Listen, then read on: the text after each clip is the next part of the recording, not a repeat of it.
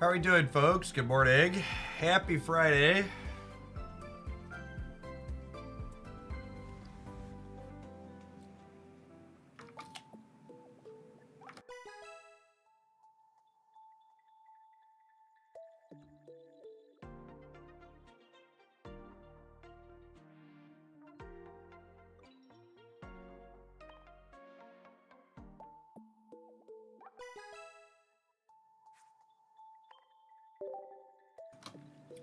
We got all the functional cards I needed out of the new pack, so I'm gonna finish.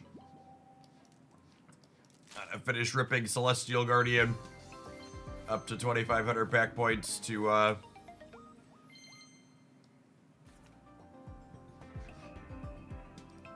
get that finished out.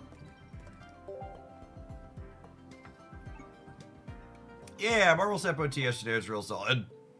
We're gonna do Snap second today because their new season announcement should go up this afternoon, and I want to be snapping when that happens. So we're gonna play Pocket for 2 or 3 hours to start, depending on how the games feel, what the numbers look like, and then we'll kick on over to Snap it after. What's going on, Jake? Thank you for re-upping. I appreciate the 23 months. Welcome back.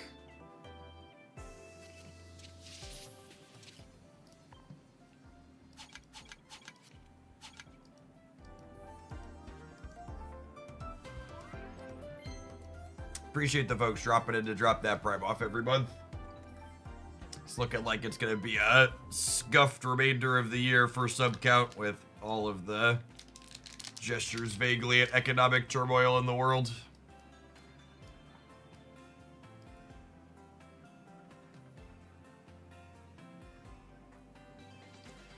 Any shiny cards? Nope.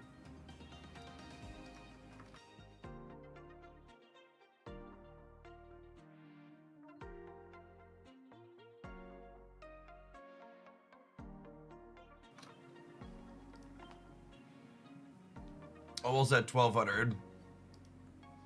It's Happy Cappy. Thank you for the 26 months. Welcome back. Tariffs temporarily back on too. Yeah, we'll see. I mean, the Trump administration is very famously good at following court orders, so.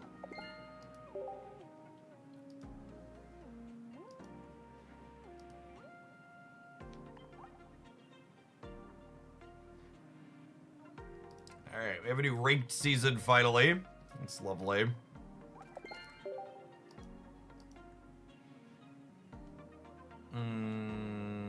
I built some decks last night, so let's just dive right into play it, huh? Oh, I should put the poll up on the YouTube channel to remind people to like the stream.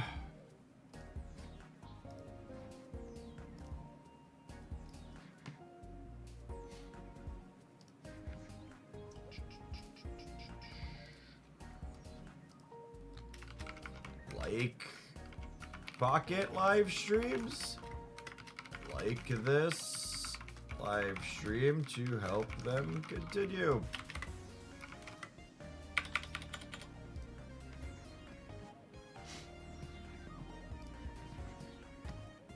Ooh, look at that, there were 17 people that pushed the button before we did that. You the real MVPs.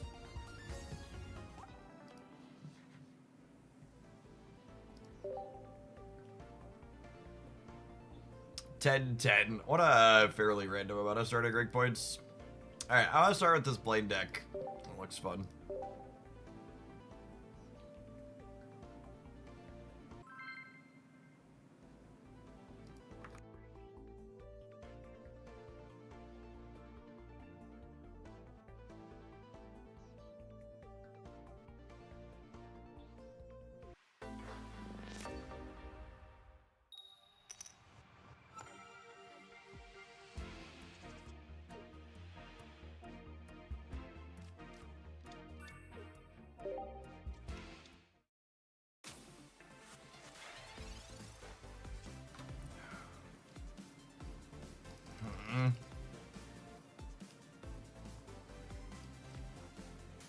I think I want more than one basic.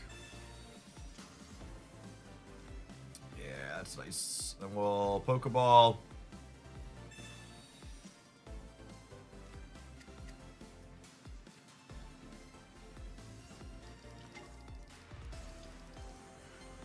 don't know that I want this other one. I think I'm chilling on it for now with the communication in hand. I feel like the way this game goes, I probably let this... ideally, I probably let this die, build second Ninetales, and then finish on Blaze.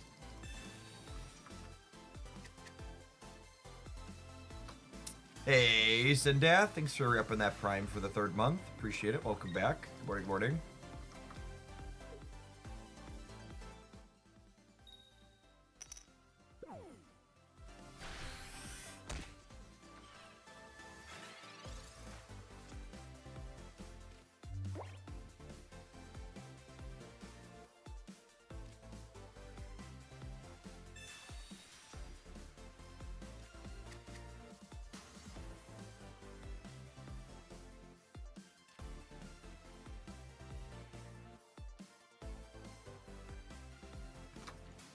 Am I Magmaring? I might be Magmaring.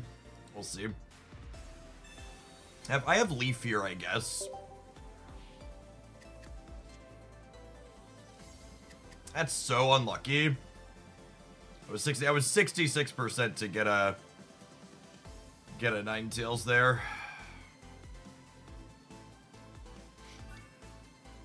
If I would have found Ninetales there, we could have leafed into the Magmar and it would have been really solid.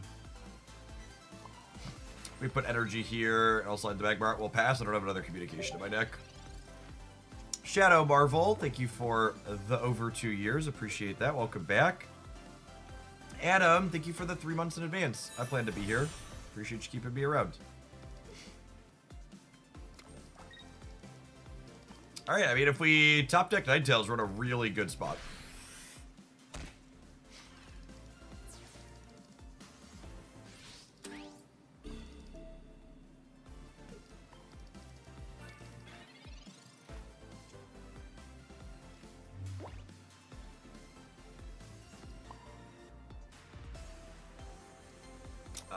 And now I think we flip a coin to try and stay alive. Coolio. Lovely.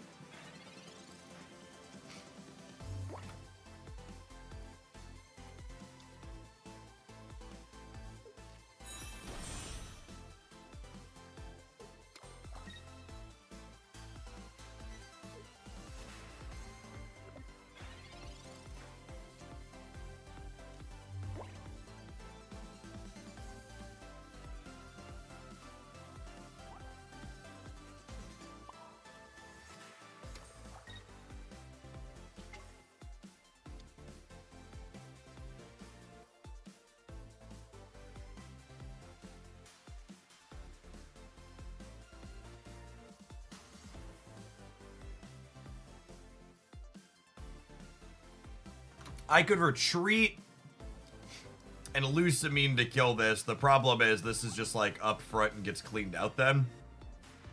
I really want to be finishing on this is the issue. And I can't just hit heads on tail up again because then they're going to get to switch to this and clear me out anyways.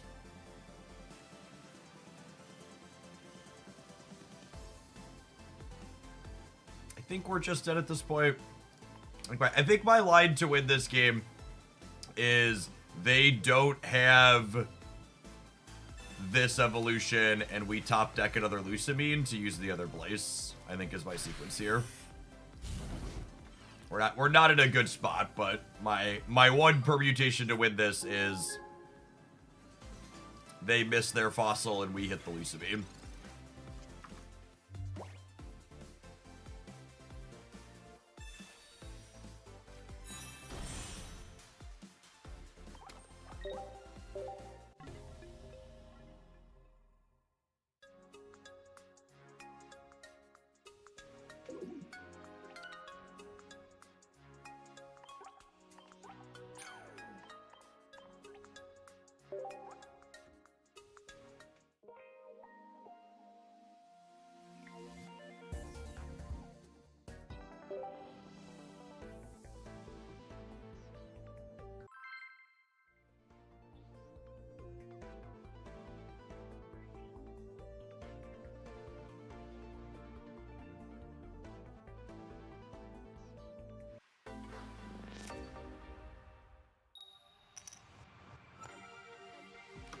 Alright, first energy advantage is lovely.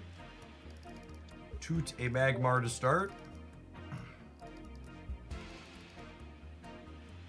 I went back and forth on Magmar versus Duck. I'm kind of expecting some extra Buzzwole, so I went with the Magmar, but that could go either way.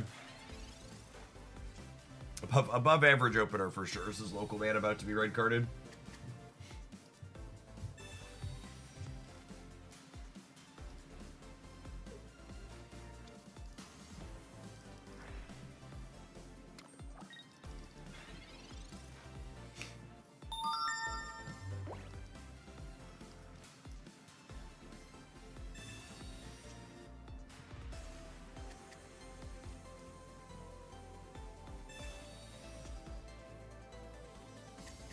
Alright, I mean...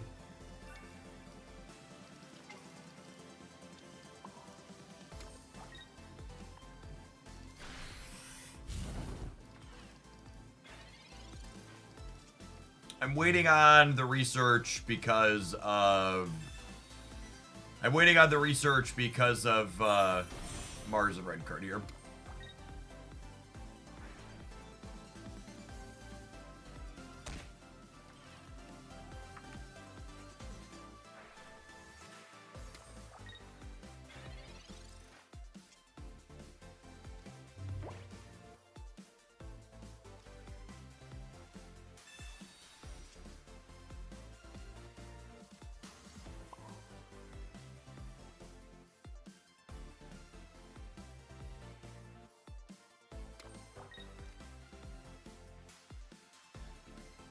I'm going to go ahead and repel here, not only to get the card out of my hand, but also to make it so they can't attack next turn. And buys us a go around.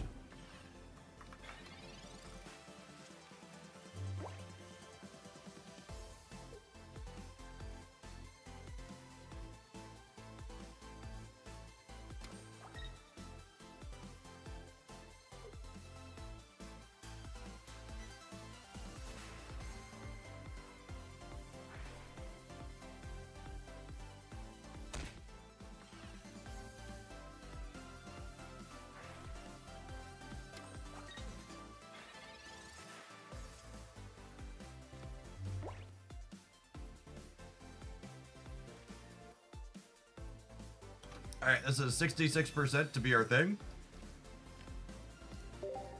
1 Blaze, 2 Ninetales.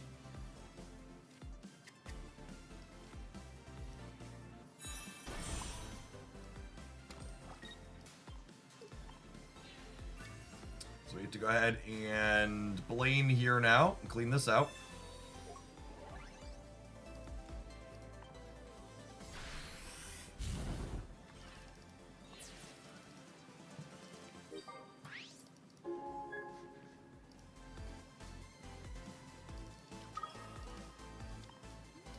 And then if they knock us out here and we top deck Lusamine, we get to clear them, yeah?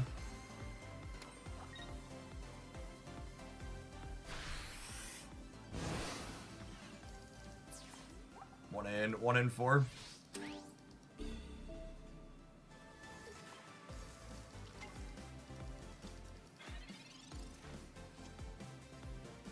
There she is, gamers. That's exactly what we want to do with this deck. Start with Ninetales, finish on Blaze. Crunch.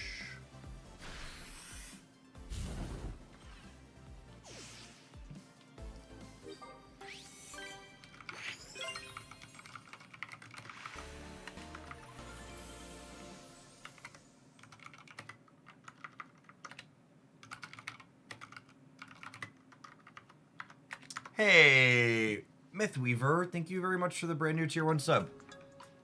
Those direct bits of support are a big part of why this is able to be my full-time job. Thanks for keeping me around. Which old decks can I use to climb to Ultra Ball quickly? I mean, the thing that is eminently true about every card game ever is all of the old decks are still good until proven otherwise. It's pretty rare that there's something like super obviously this is going to push the old decks completely out of the metagame.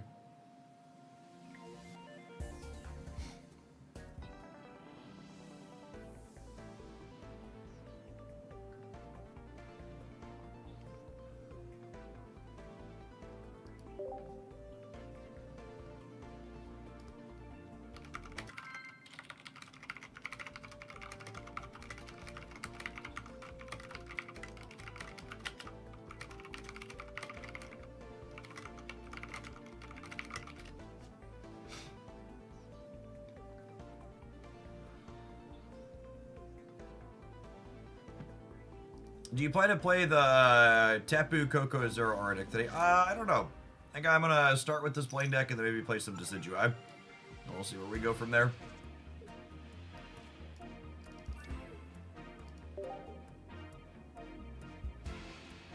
What rank did you start at today? I took a shower last night after I went swimming, so I'm not too ranked to start, but we'll probably hop on the bike here in a second now that I'm done eating breakfast, and it'll get a little bit more rank after that.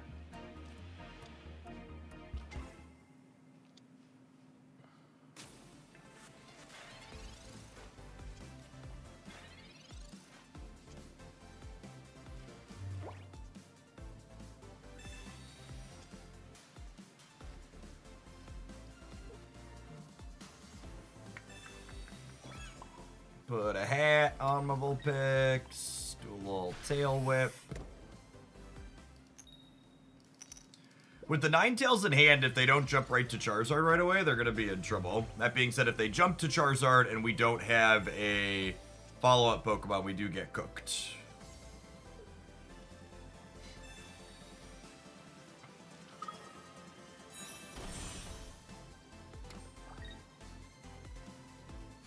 Alright, need a basic Pokemon. I suppose if I don't draw the basic, I can communicate for it and then Tail Whip. It's a pretty decent draw. Okay.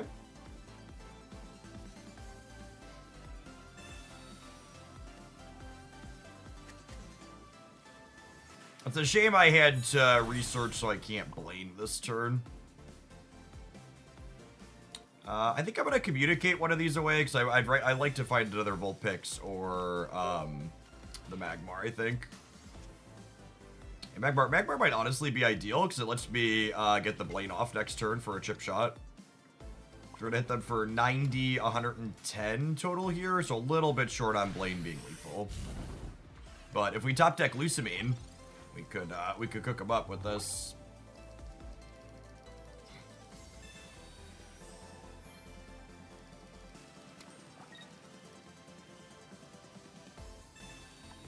Rats! I was gonna say, Lucamine even kills him through the Lily here.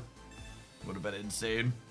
Serious Business Games, thank you for the over 2 years. I appreciate that. Welcome back.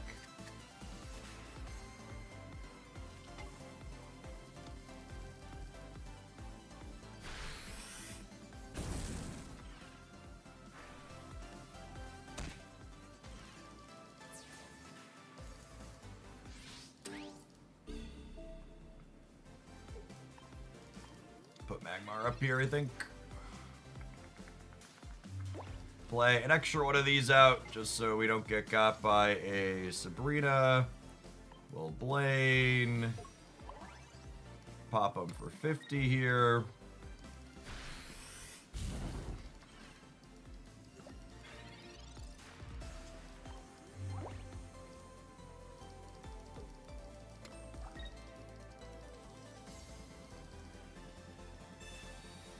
Played around that.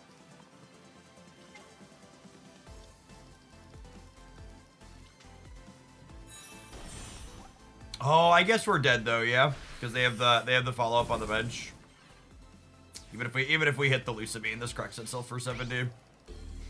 Needed a point to start. It's a relatively close game considering they had their best possible start while having the ideal evolution advantage.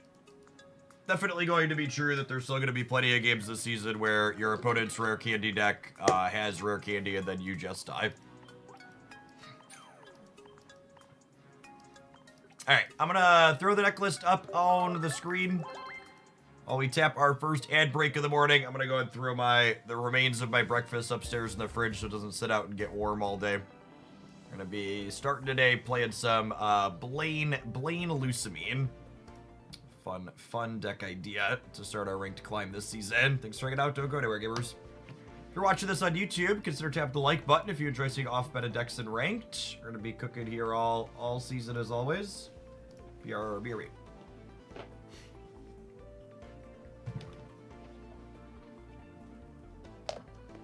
For folks asking about Snap, we'll be snapping this afternoon. We're gonna do Pocket to start. We'll definitely be playing Cerebro too.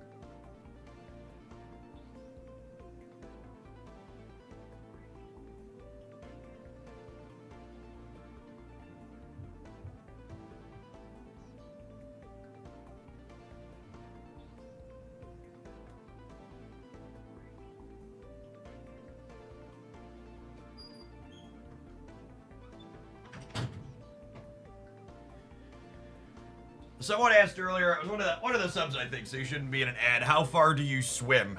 I've been trying to balance not answering non-game questions in the middle of the game so I can stay focused, so we'll grab that on the in-between here. I don't do anything super serious or formal.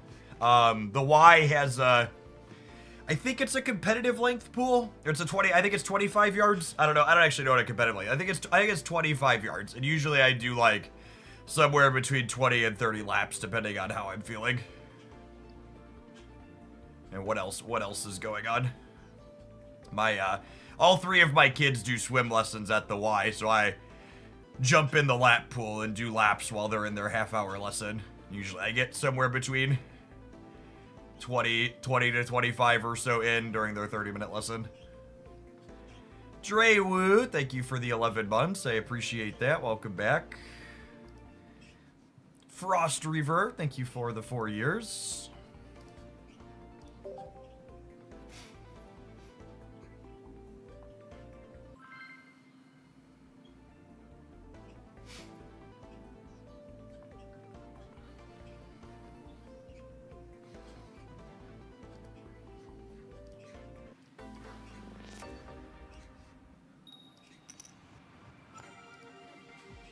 Pseudo Pally, thanks for the almost 5 years. Appreciate it. All right, we're leading on Blaze, but we do have 2 copies of Leaf in our deck.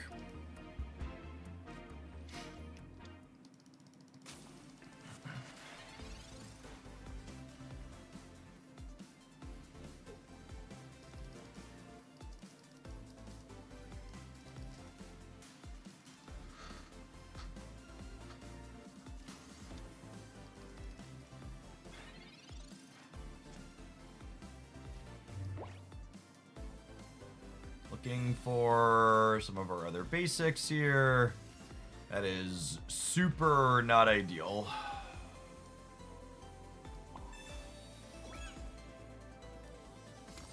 Definitely don't want to attach our starting energy to this card ever.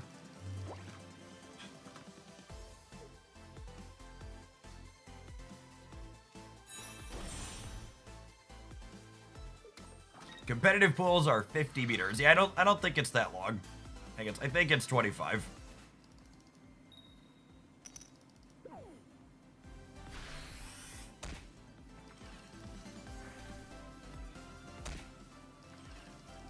Just the worst possible mix of stuff here. Not only did we not have another basic to start here, but I also don't have a copy of Leaf. If I had a Leaf here, we could like put Vulpix up and flip on it. Although I guess that's not very good either, yeah.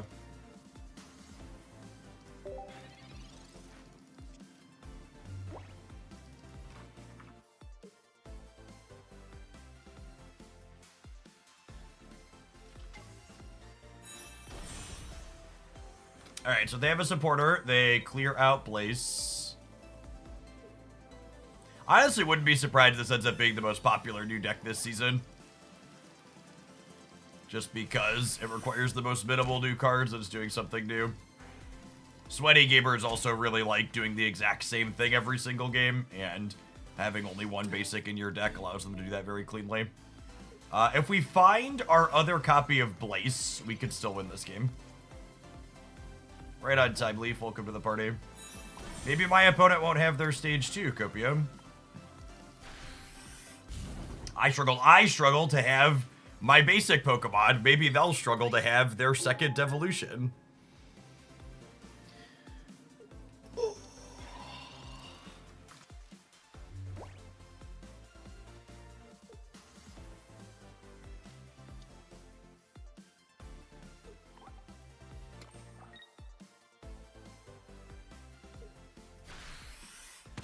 All right, we can still draw Blaze. I need a Blaze. I need a Blaze. Okay, that could be a Blaze. It's guaranteed to be a basic, right? My deck is Blaze, Magmar, and Vulpix right now. Perfect. That is exactly how we drew it up. Is it?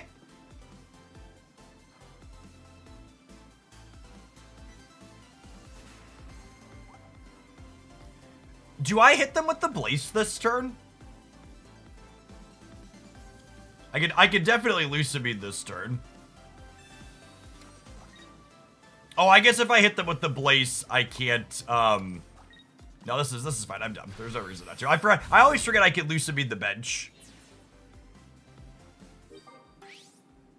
Lucamine in my head is has to be on the active. But no, yeah, I was thinking we needed to switch it in, but we could just do all this on the bench, right? And it's still clean.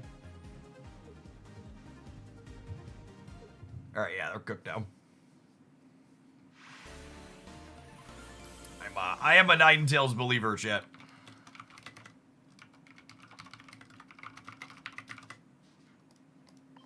Blaze says Blaze Lucamine as a follow-up is really clean.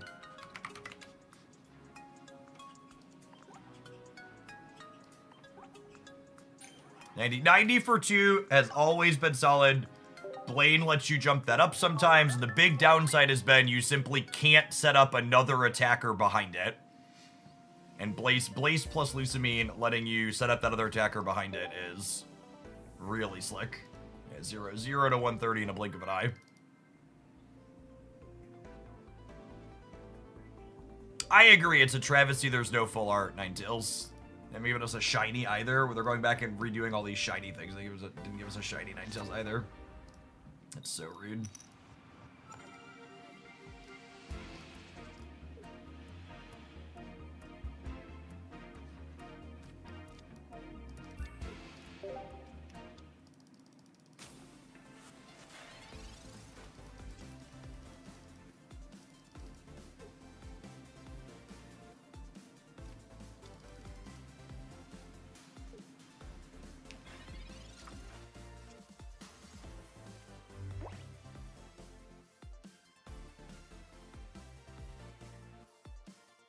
I'm so torn. I'm so torn. No, I should save the repel so I can cook the fossil next turn potentially. If I repel them and they have the candy Rampardos, I lose on the spot, so that's bad. Yup. Second fossil ears, unlucky. You know they're basic now, yeah?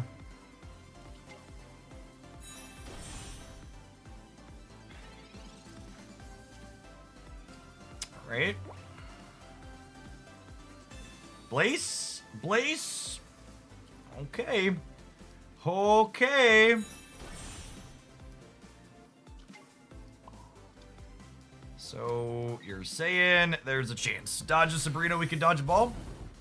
Zegda, thank you for the 2 years of support. I appreciate that. Welcome back.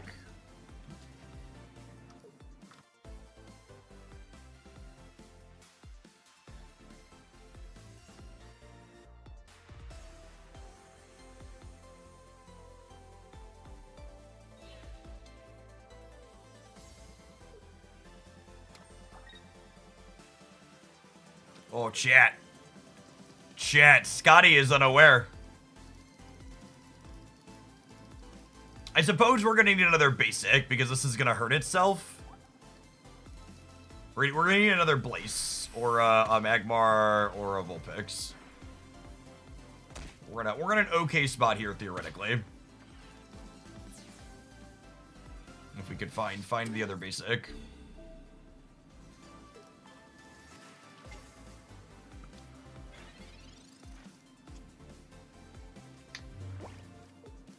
Definitely have to clean them out. Lucamine is sickeningly good. She's very strong.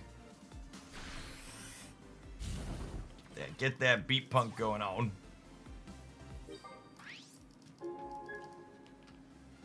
How's Repel felt in general so far? It's insane in this deck. Because you have so many supporters between Lucamine and Blaine that you want to be playing. Like, you just can't weave a Sabrina or a Cyrus in.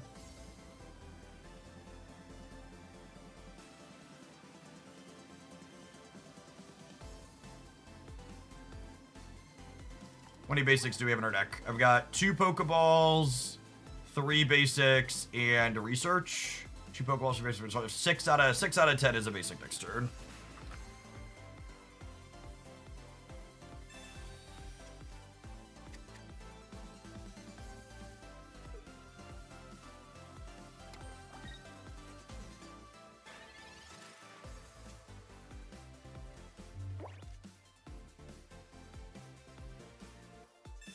Okay. And there's the other place. So I get to go this into repel, clear the Sylvally.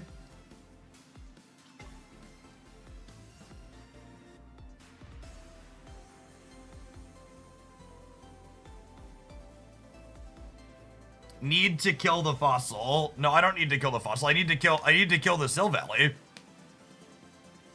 This will lose to Candy now. I literally lose to any supporter if I don't kill the Sylvally.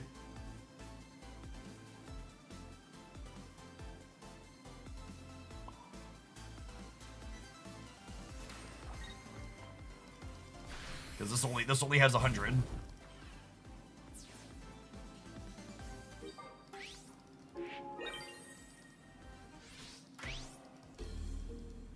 So like, yeah, I lose to what's it called, but they didn't have it last turn. Hopefully they don't have it this turn. They already used one Candy and one Rampardos.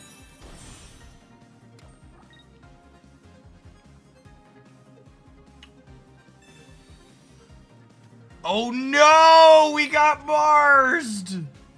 Rip.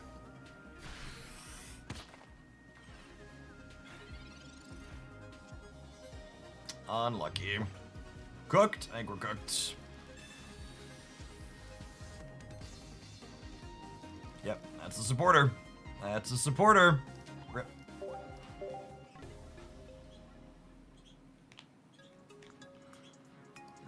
One card off.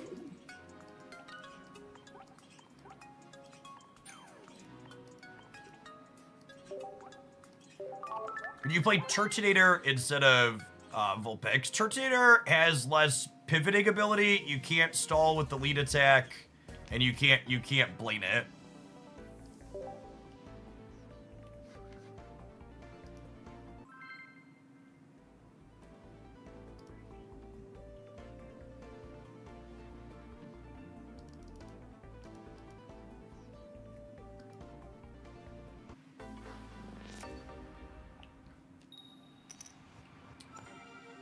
If you're curious about this deck list, that means you missed the roundup on the Hooglandia Pocket YouTube channel this morning. You can check out this deck list and lots of other new decks to start the rank season in the video from this morning. Would Dawn make sense in this list? Instead of me telling you your idea is bad, tell me why it's good. Make a compelling case for what problem the card you want me to add solves and what you should cut and why it's a good cut. Tom Tracy with the 110-month resubscription. That's an eternity. 96 is 8, so 108 is 9. 9 years and 2 months. We've been here for a minute, huh? Thank you and welcome back.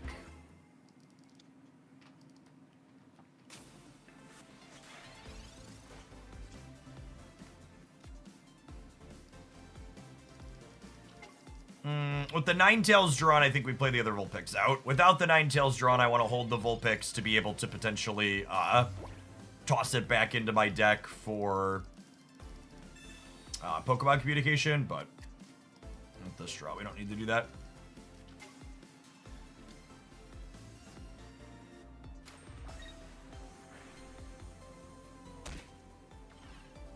So we're hanging out. Seven Nation, welcome back.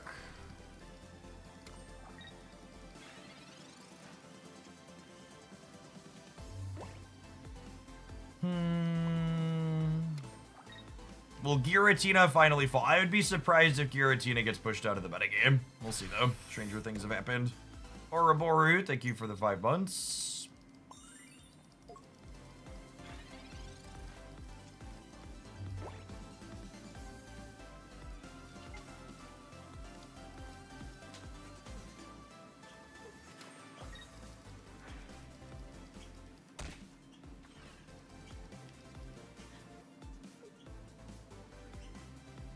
So the suggestion of adding Dawn is for the situation where they've already knocked out a card, I have Blaceon in the active, and it attacked and survived, and I have another Ninetales on the bench that you want me to pivot to. That's so many things that all have to go right in a row, right? Like, just a pretty incredible number.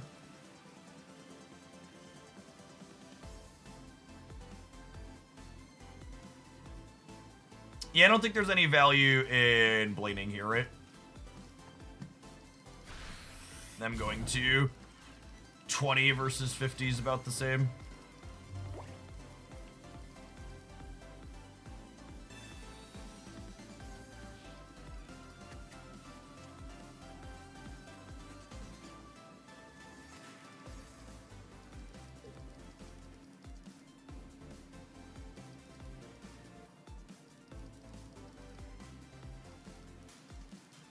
Man, gamers talking about red card and Mars being good against stage 2s. It's actually good against Lucamine.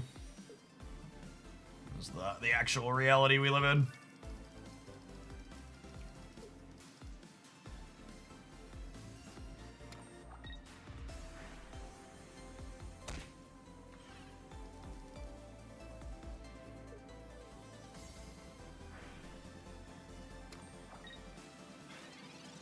Look at my opponent, just like ignoring the fact that Leaf and X Speed exist here.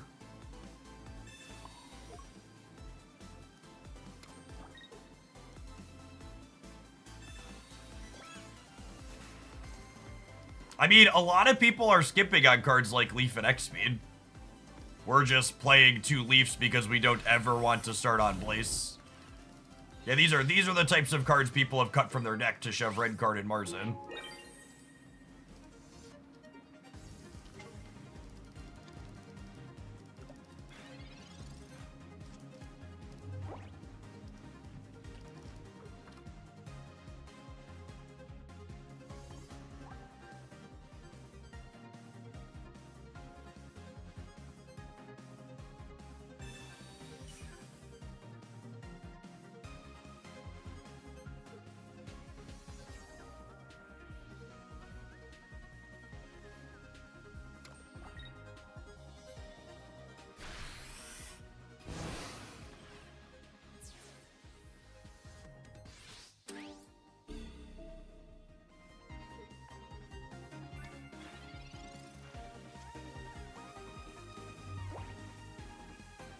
This insulates us against Sabrina, which is great. Go dig in for Lucy.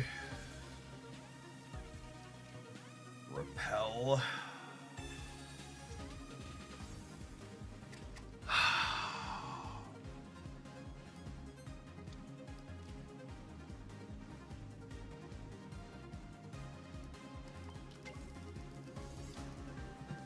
Gosh, it's so close, because if I repel, and I think I'm supposed to repel.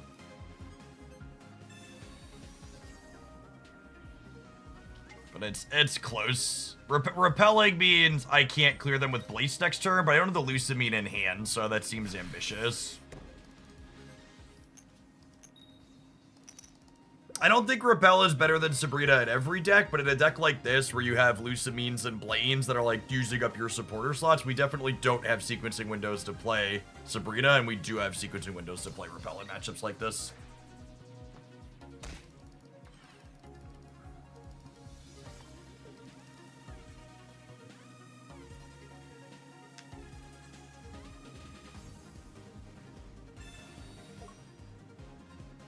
Oh, wow. They have Leaf as well. Okay, so then we have to draw Lucamine then, yeah. A little better than 1 and 4 to win the game.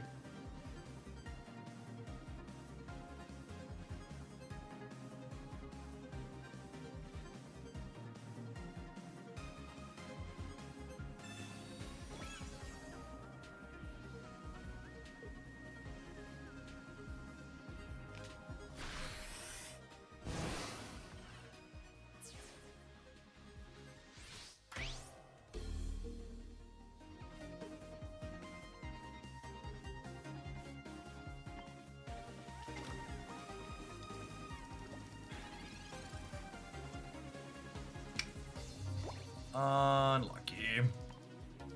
Maybe 1 off or 2. 2 off. Sedge. I'm struggling with the Pokemon names this expansion.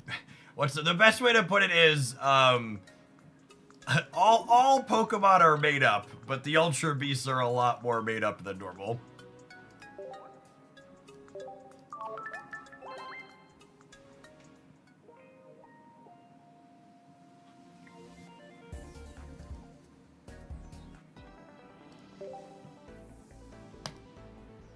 I just want to set the tone that people aggressively asserting my deck is definitely built wrong and I should make changes without being constructive about it. I'm gonna time you out from chat and take a break.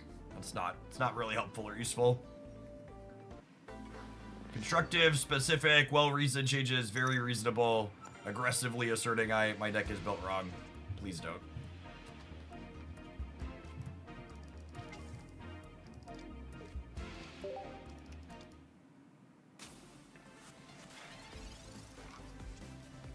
Rampardos plus Silvally, definitely the level 1 deck of the season.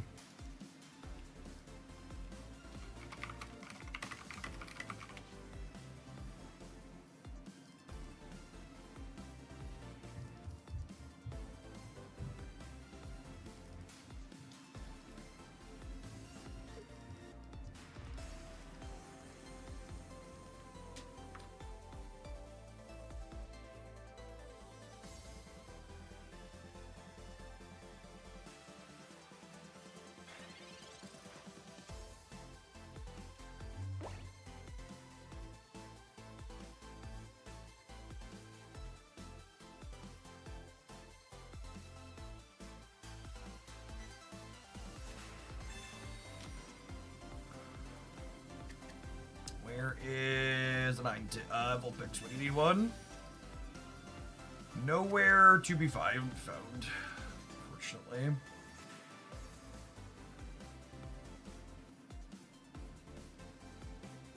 I'm gonna hold the other Blaze because... what's the word I'm searching for? I'm gonna hold the other Blaze because that way... if we top deck communication, we use to find a Vulpix. I'm gonna, because my draw is bad, I'm going to bet on them not having rare candy here. I'm gonna try and force them to get rid of this.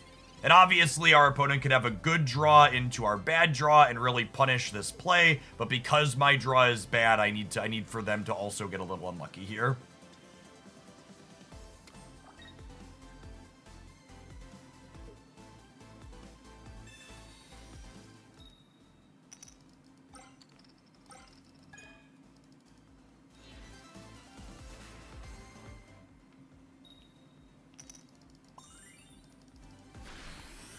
Looking for a Vulpix or a Lucamine for next turn. Best you could do is another Ninetales. It's an unfortunate game.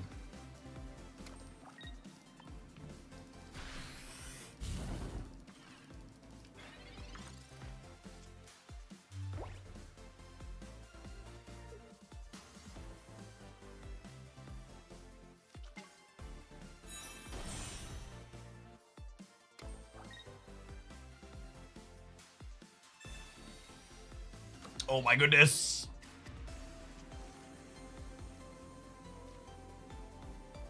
We're so unlucky. At least we drew research, I guess.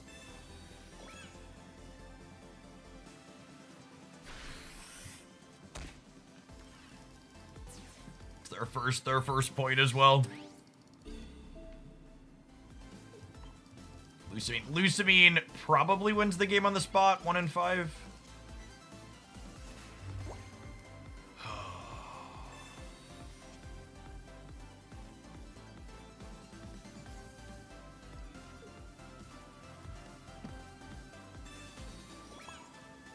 And this is one of those, like, too many people, like, throw a deck away when they lose a couple of games with it. But, like, if you look back at these games that we've played, our variance with it has been truly absurd. Just, like, the number of rolls and re-rolls where, like, we're winning on the spot.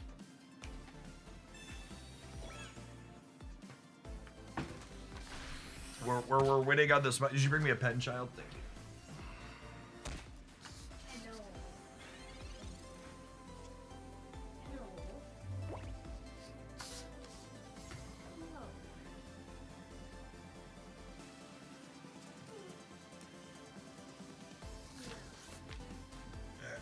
Hey, you know, oh, pen.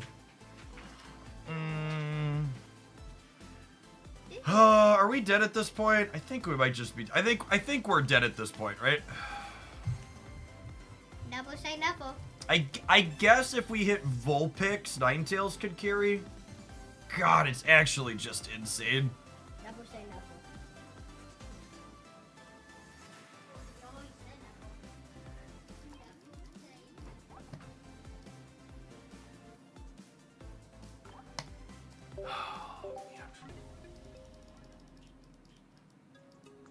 Can you show the deck list after, please? I'll show the deck list during an ad break, as always. If you're on YouTube, you can rewind to the previous ad break. I also posted a video this morning talking about new decks for the start of the ranked season.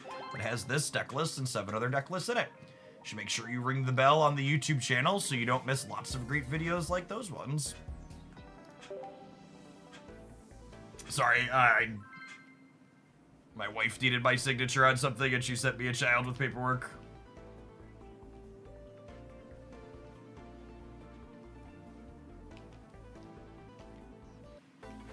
We're currently in the process of moving all of our retirement accounts out of Edward Jones so we can stop getting charged 1% per year for them to make the similar amount of money to if I just put the stuff in my own accounts and it ETFs myself.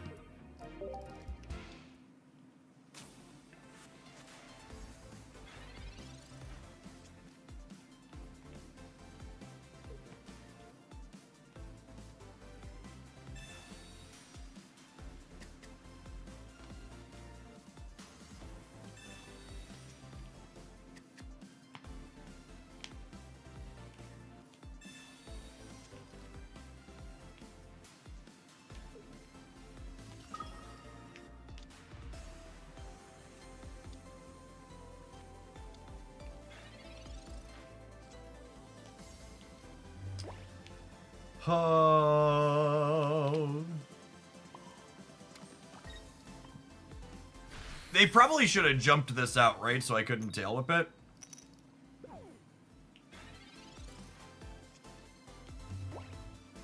Well, I suppose maybe it doesn't matter.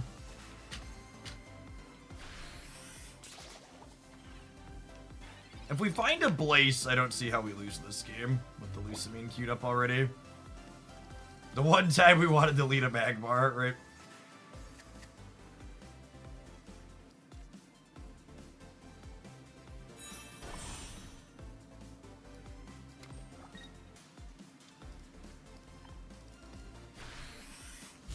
One well done Ultra Beast, please.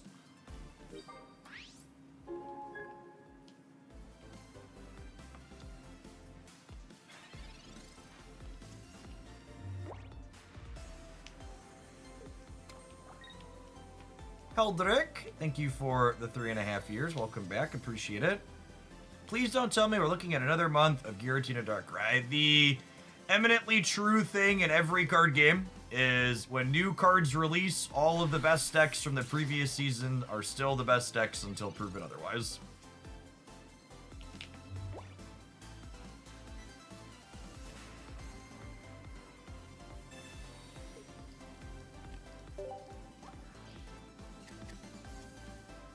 Alright, and there's a place.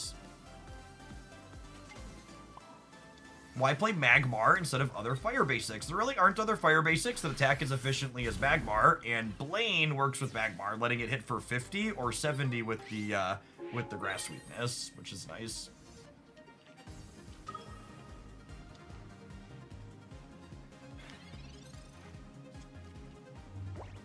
Alright, so unironically, as someone who's been very anti-Mars and red card from a pure numbers perspective, this card might be the singular most compelling reason to put Mars and red card in your deck in Pokemon Pocket today.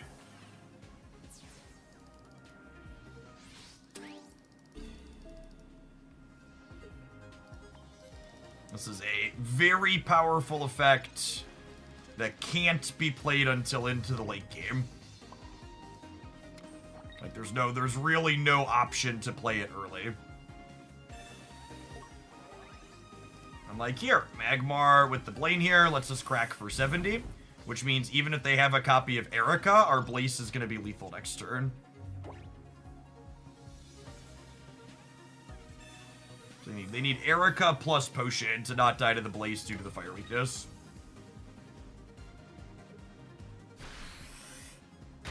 Crunched.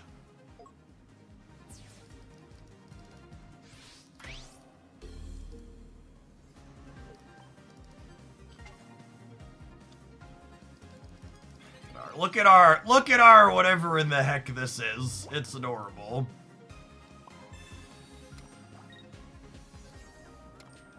Let's get that beat punk going on.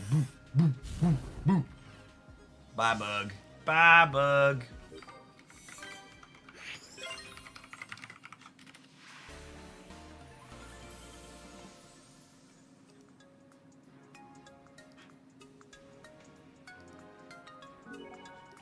We used every bit of our buffalo there.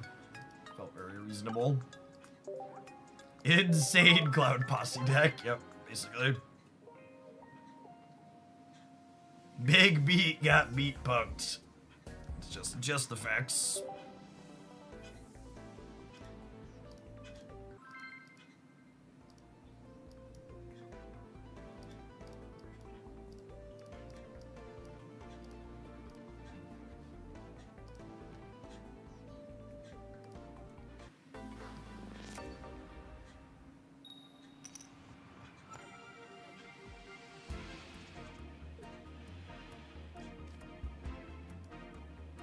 Thank you for the super chat, Big Bobby. That's very generous of you. I'm also old enough not to repeat what you wrote on my live stream, though.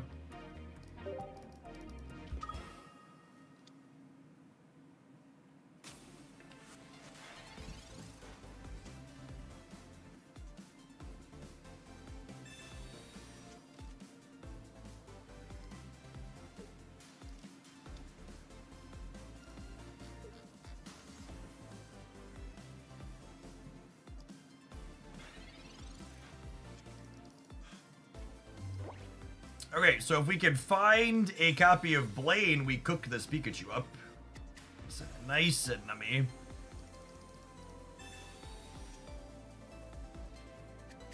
These are definitely all of the Pokemon I want on my bench. That sounds lovely.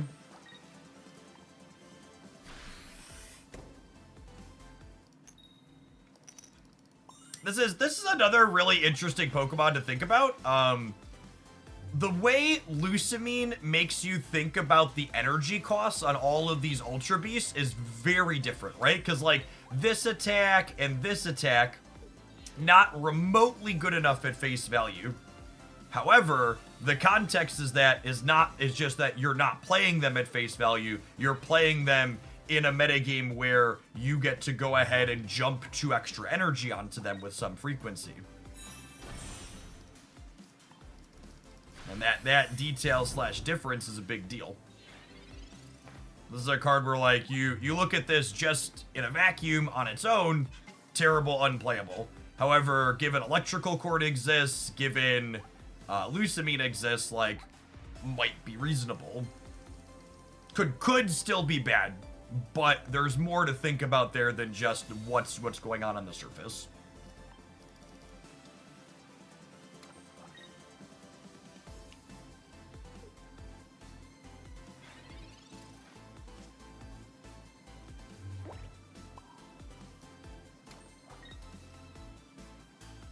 You know, I might actually want Tail Whip to be useful at some point. So I think I vibe on this for a turn, because there's worlds where I need to stall with Tail Whip.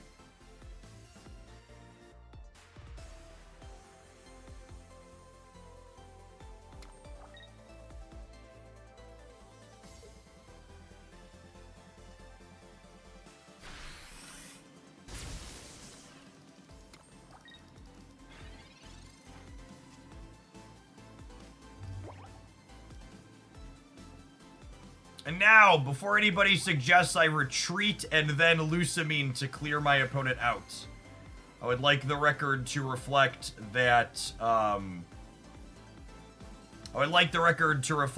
you can't Lucamine until you have your opponent's knocked something out. So it is not an option to attack with Blaze this turn.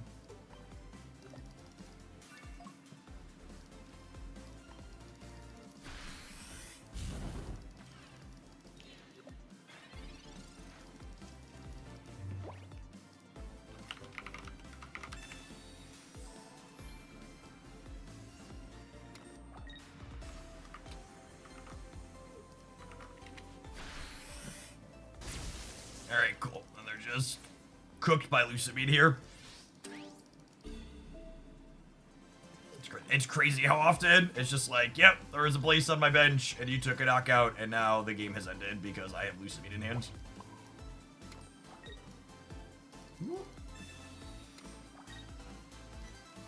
Crunch.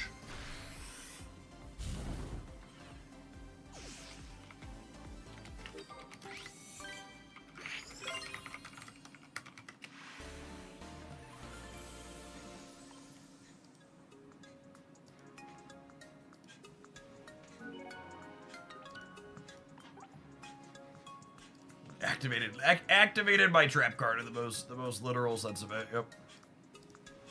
All right, gamers. Speaking of traps being activated, we're gonna have to activate the play adverts card here on the channel. I think we're gonna play a little bit more of this Blaine deck when we get back because it's playing some amusing Pokemon Pocket. As always, if you want to dodge the adverts and help support what I do here, consider subscribing on Twitch. You can even do it for free with Twitch Prime. Appreciate the direct supporters that make my job possible. We'll see everybody else in 120 seconds. If you're watching this on YouTube, consider tapping the like button. You can have an advert as well. Hang out and chat here while those go. Yeah, instant ramp to 130 for a finisher is really solid.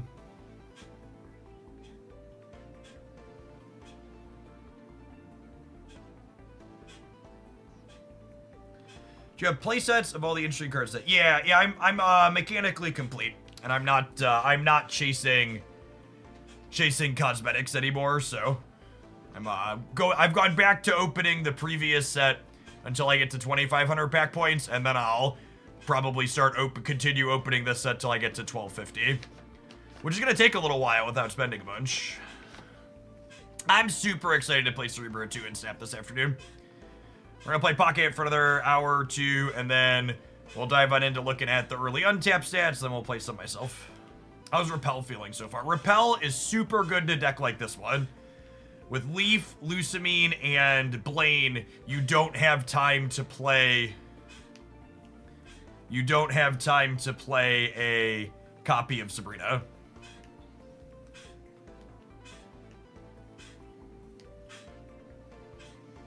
You wiggle in your chair the same way Ace Ventura walks. Yeah, so I am currently pedaling my bike. You can hear a small squeaking, so I need to fix the chain. But I need to take an updated picture of this. Although with this picture, I get to make the fat man not included joke. But this is the contraption you see me bouncing up and down on.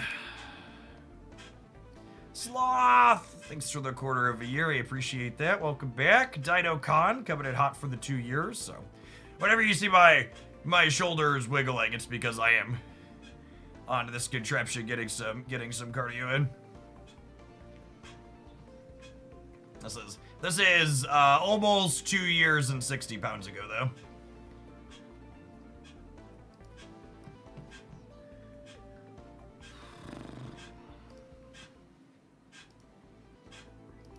I also, just for the sake of transparency and helping people understand, the bike is not responsible for my weight loss. You cannot outrun your diet.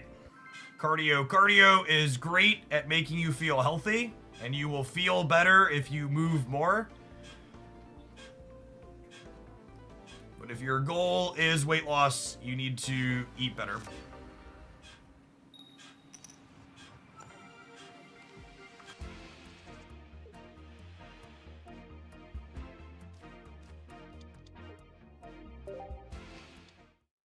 That being said, if you're in the market for moving more, highly recommend the Flexus Spot Bike. They make my standing desk, that bike, and my regular office chair. You can check them out using my affiliate link. I just think it's important to do my due diligence and make sure to set expectations that we're plugging a sponsored product, but it's to help you be healthy, not lose weight.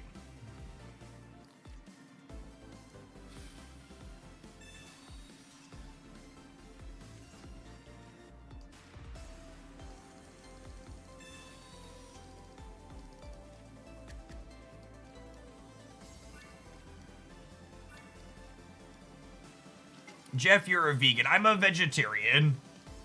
Not vegan. I do dairy and eggs and stuff.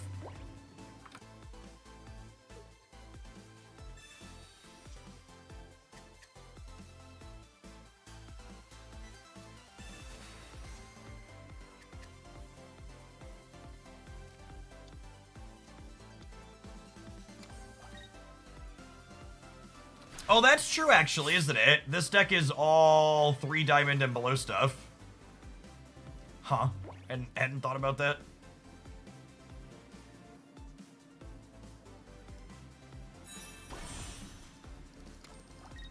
Totally is. It's a shame this is weak to lightning and not fire.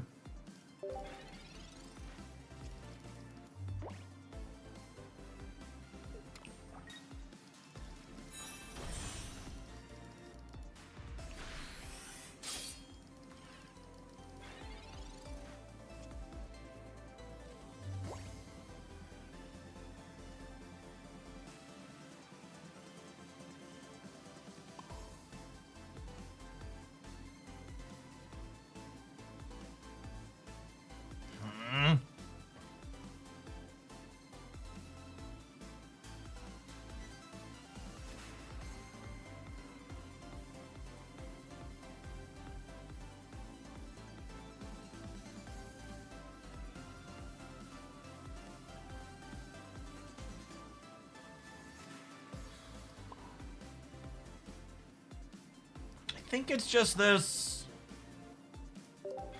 That's close, though.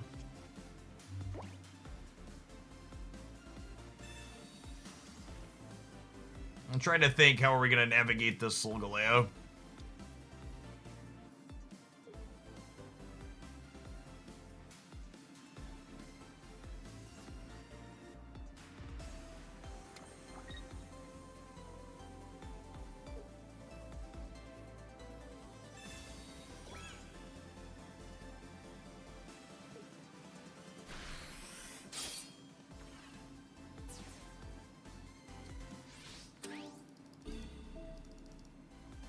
I think we're unfortunately going to be in a spot where I can't beat their stage 2.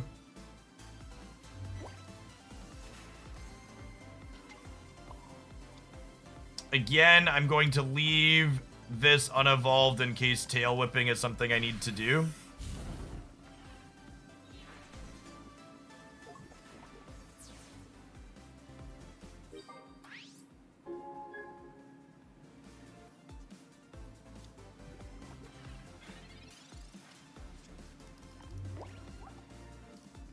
Maybe both their lions are buried, huh?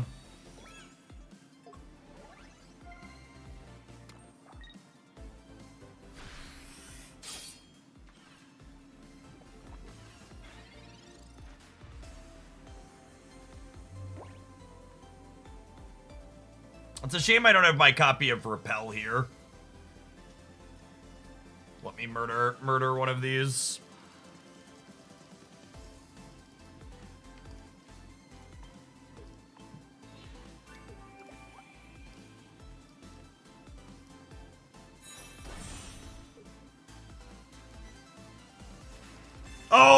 Oh, I needed the Blaine. Oh, I needed the Blaine. Oh, my brain is bad.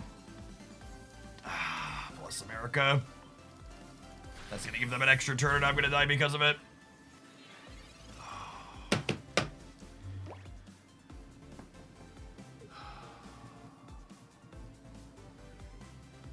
In my head, they were dying to my flamethrower. I needed to blame.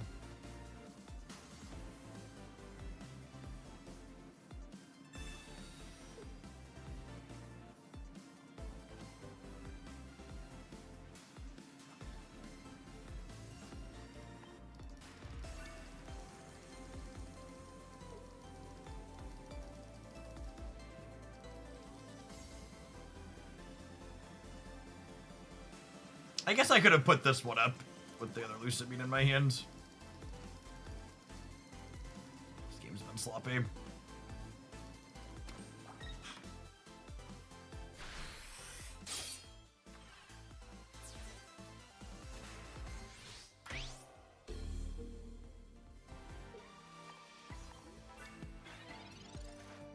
They're 50% to have Solgaleo next turn, even if they don't have it right now. One research and 2 Solgaleo and 6 cards. Maybe they brick and we get lucky despite our mistakes, but we'd have won this game if I had Blaine, right? We would have been getting our last knockout point this turn. If we lose this, it's my fault.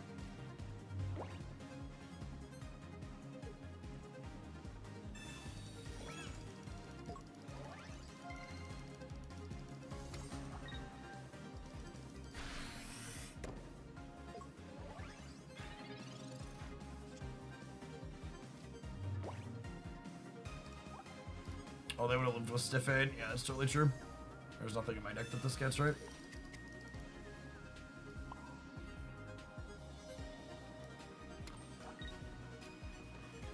I also shouldn't have given up the point, right? If I hadn't given up the second point, then we would have been able to kill the Solgaleo next turn. So two compounding mistakes here. Forgot to use the Blaine, gave them an extra turn, and then I should have put the Blaze up to take the hit for 50, because then when they cleared this here, the other Lucamine with this Blaze would have been lethal, but instead they have a second point, so they win the game now. Two key moments with either decision being different gets us a different outcome there.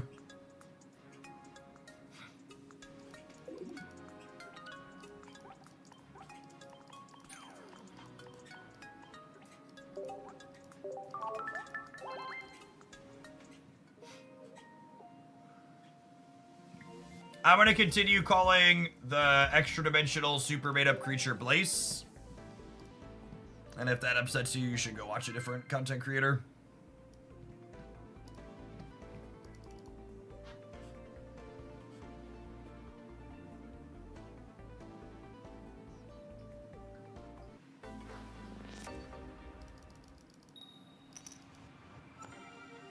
I think one of the singular most obnoxious things that I wasn't truly expecting the Pokemon community to do, but they're so gatekeepy.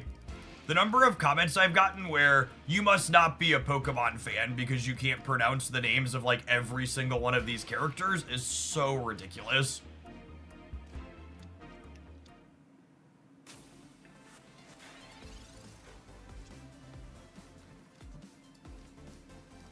Very, very, very common sentiment that you can't possibly enjoy the IP or be a fan of it if you don't know how to pronounce every single character's name.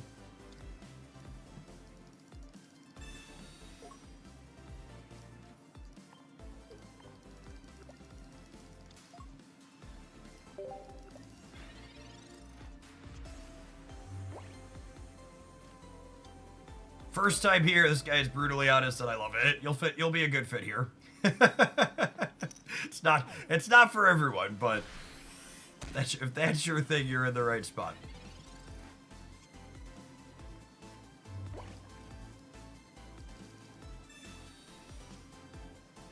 Do you think this set is just a money grabber? Every set's a money grabber, chat. I'm gonna let you in on a little secret. Free-to-play games aren't free because of the kindness of the developer's heart. Free-to-play games are free because free games make way more money than games you pay a set price for.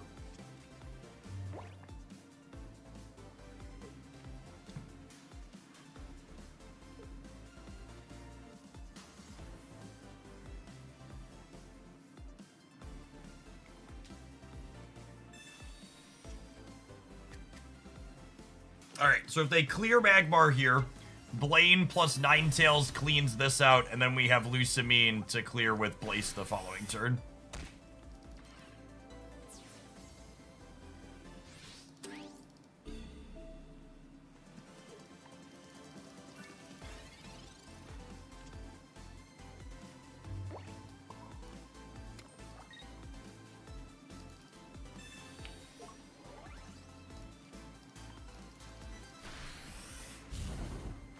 every Pokemon game ever released was a money grabber, even Gen 1 and Gen 2. 100%. That's actually something that's just, like, super normalized in the Pokemon community, but, like, the predatory monetization practices in Pokemon run infinitely deep. Back to releasing 2 cartridges for every version is, like, super, super predatory. It literally only exists so you can't get the entire game in one go.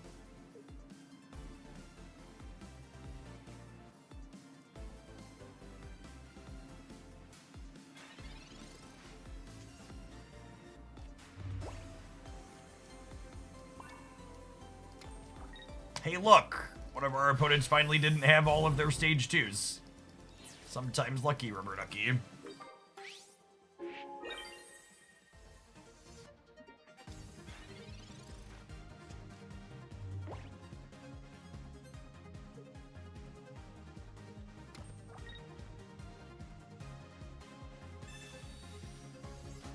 Alright!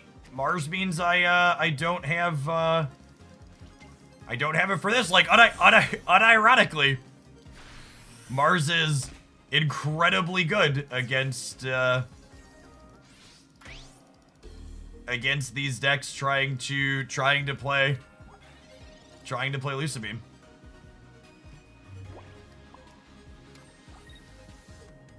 Lusamine is genuinely the first time I've ever played a card against Mars and been like, yeah, there's no way for me to play around this. It's just gonna get me.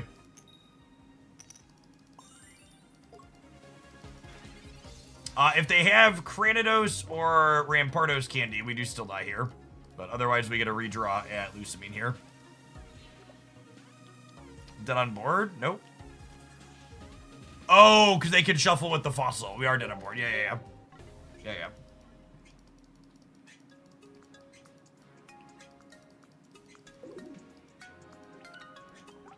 God, it would be so funny sad if the one remotely interesting card in this expansion was the thing that actually got countered by Mars, and then that was the card why you can't play the new cards. That's so that's so funny. In a haha, this is depressing kind of way. Guard yourself. Thanks for the almost 6 years. Welcome back. I was just feel like, I don't know. I think the cookie cutter decks are kind of interesting, but I think there's a chance the deck building depth in this expansion is a little low. Is likely the case. The decks, there's a good chance the only decks worth playing that are new are the ones that are easy and obvious to put together.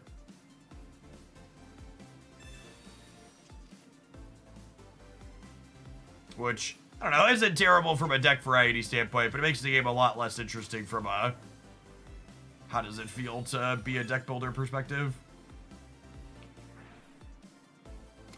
It would make me sad if that ends up being the case, because like deck building is the thing I enjoy about these types of games.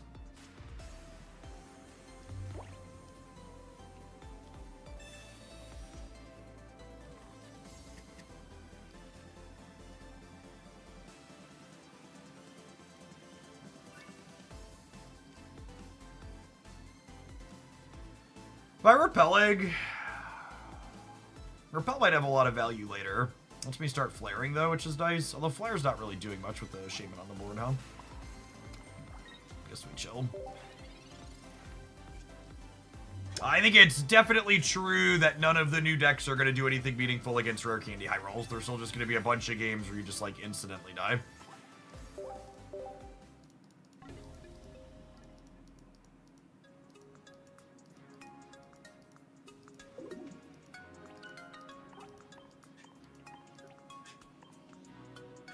I heard you say the other day that Shining Revelry was easily the worst set for the game. Giratina, Pikachu EX, Charizard Red, I feel like earlier packs are way worse. I think you're biased through the lens of those earlier packs getting power crept. I think Giratina and Charizard, with Charizard only becoming relevant after a card from the next expansion releasing, is absolutely a trash pack. During Shining Revelry, the only EX that was really competitively relevant was Tina, 1 out of 9, and then a second becoming relevant, and maybe Pikachu. Pikachu, like, is on the fence at the moment, might be, but even 3 out of 9, 66% of them being trash is really not a good rate.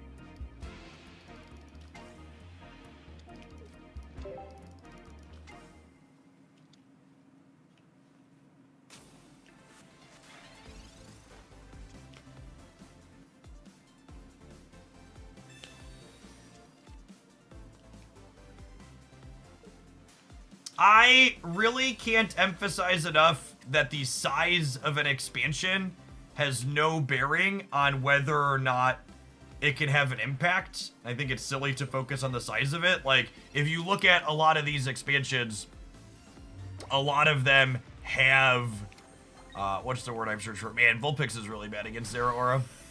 Maybe we need a cape. A lot of these expansions have a bunch of misses, right? Like, 5 EXs is plenty if, like, 3 or 4 of them were really solid.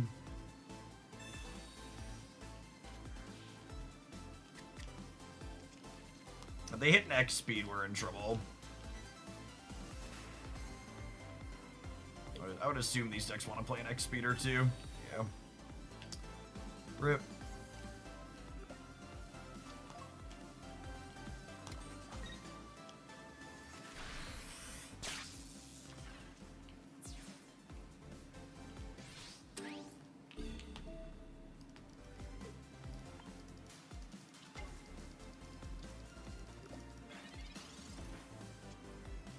Yeah, the lack of a 60 HP Vulpix is sad. If they just hadn't had the freaking... They just hadn't had the freaking, what's it called there, it'd have been fine.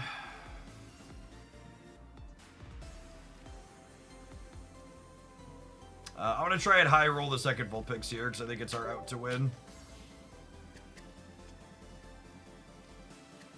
It wouldn't even be that big of a high roll, right? It was 1 in 3.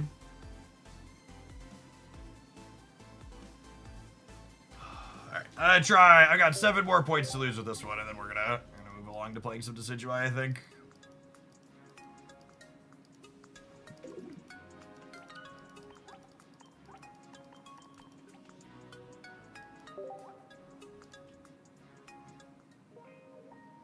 Yeah, 50 HP basic is pretty firmly power crept, is probably the unfortunate reality.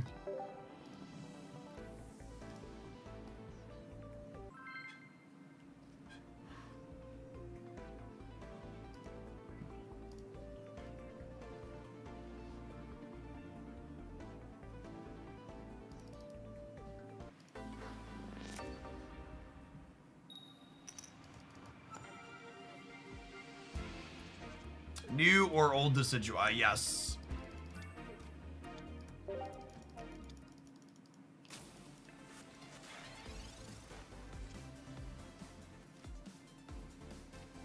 I want to draw a bunch of basic Pokemon here, so I'm going to research before I Pokeball.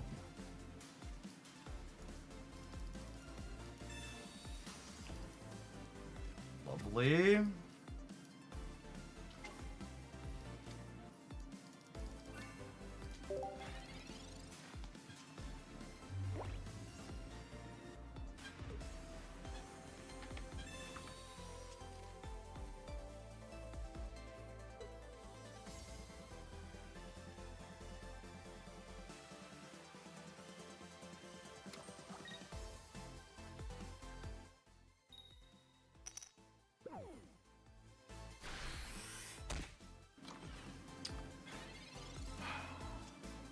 So that Tails means that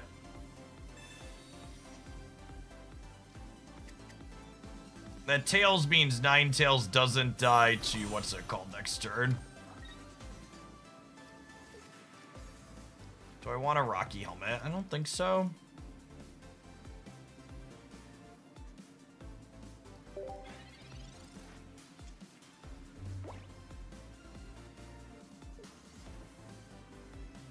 Then if it heads there, we'd have energied the bench Vulpix, so then we would have been cleared by a Leafeon, but with the Tails there, we don't have to worry about that.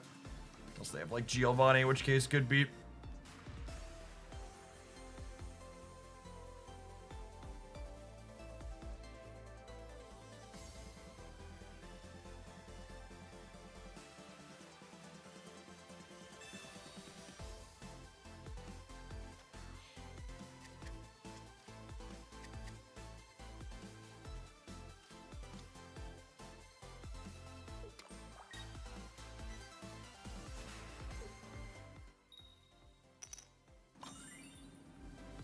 This is clever, because now they can Leafy on the one in the back.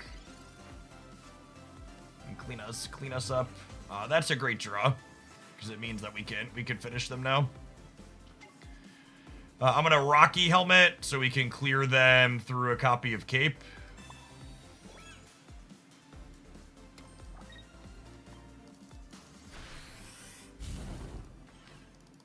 Think of Blacefion as Fire Rampardos. This is honestly a sweet way to put it. Your 2 cards for a 1 energy deal 130 while self-damaging. Whereas like Rampardos is a 3 card deal 130 for 1 energy, right? Your fossil candy Rampardos. And this one has a little bit of a restriction, but I think that's a good way to think about Blaze in a deck. And I think Blaze is probably worth exploring in some other fire shells as well as your ultimate finisher, because that 130 for 1 is a really solid rate.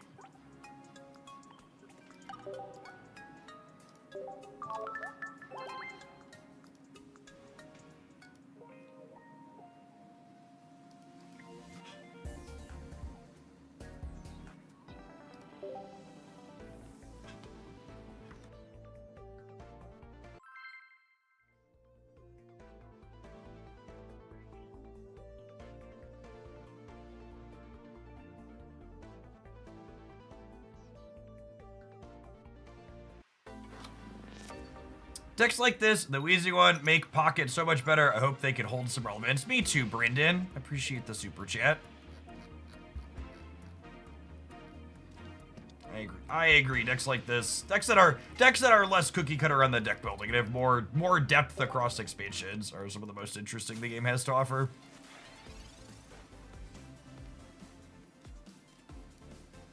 Yeah, maybe there's like a Salazzle or a Houndoom cope. Blaze deck that could be relevant.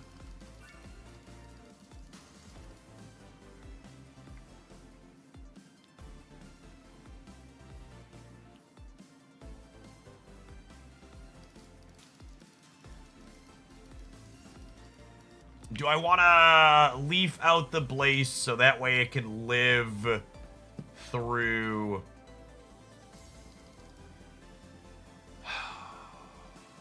Nah, I think I'll let it take the 30. It could be right to leaf it out this turn, though. It's so close. Vulpix being 50 is just so squishy.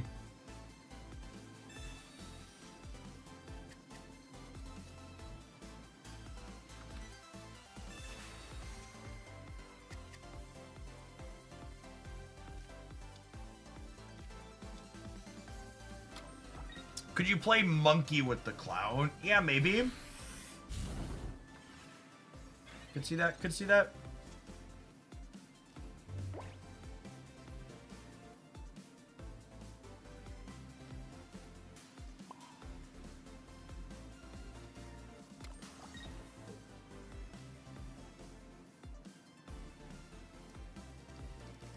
Tennis, thank you for the quarter of a year. Welcome back. Can we play Venusaur? I think Venusaur is unfortunately very bad.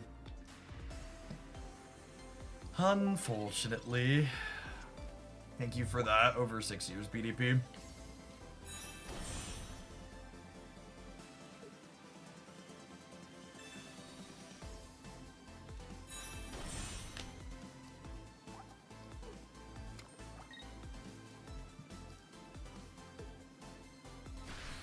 It's a very scary dog for us.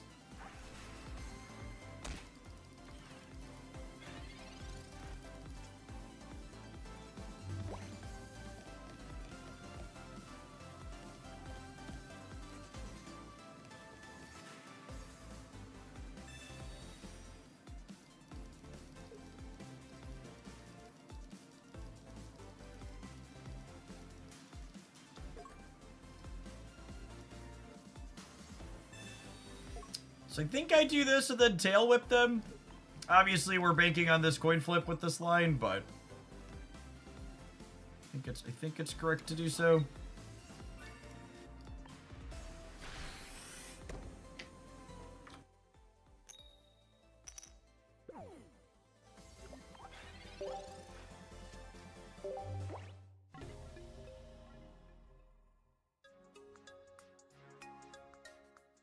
Alright, I think we've got time for 1 or 2 more games before the ad roll, so we'll just finish up with this deck, and then we'll switch to Decidui after, I think.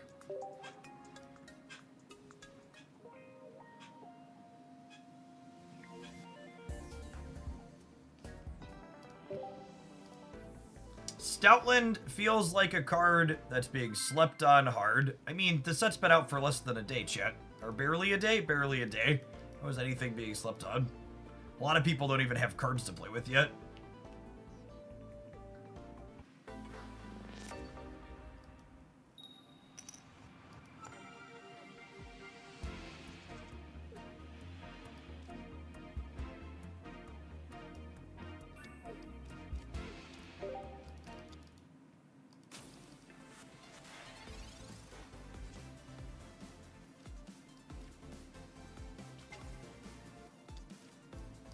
Pretty sure this is let the lead Vulpix die angle, follow up with Ninetales Blaine.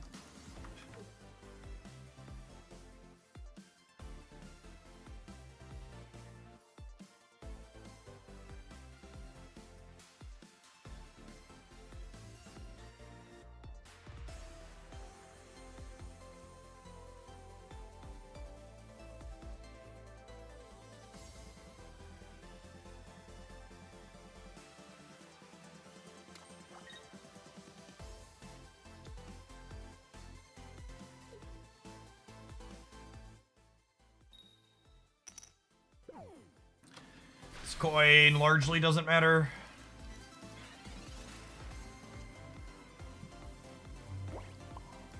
Lucamine's a great pickup.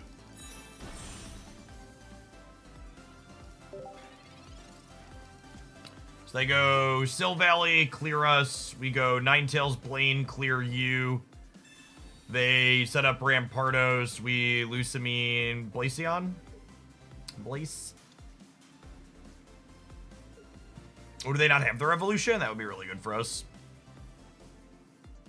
If they don't have it, we can Leaf into Flamethrower, assuming they hit Tails. Okay, they've got it. Fine, since we have Blaine. Our anecdote so far this morning is that this opponent's deck is the most popular by a lot. Wonder how this lines up into Buzzwole stuff. Will be one of the questions you need to answer.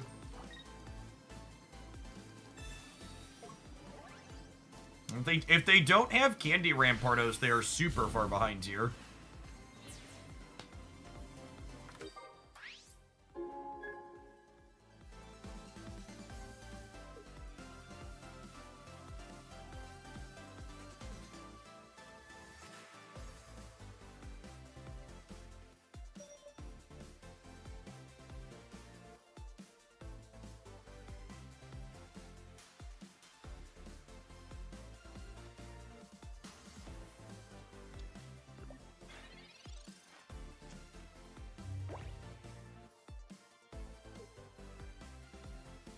That would imply no Rampardos. These decks don't typically play Leaf.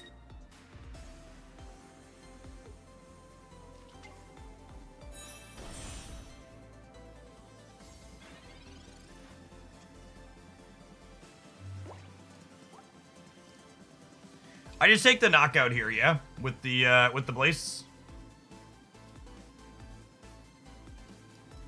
So otherwise they clear me next turn.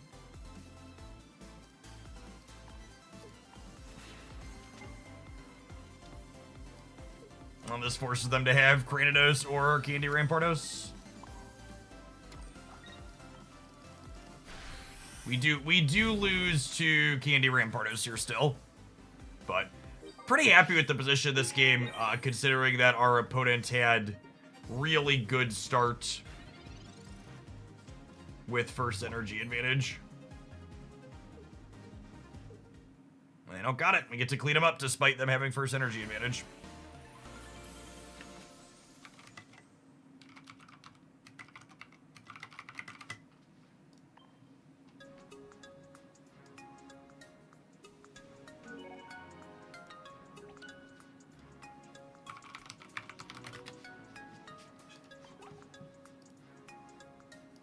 Alright, I'm gonna follow my golden rule of finishing a deck on a high note. It's a quality game.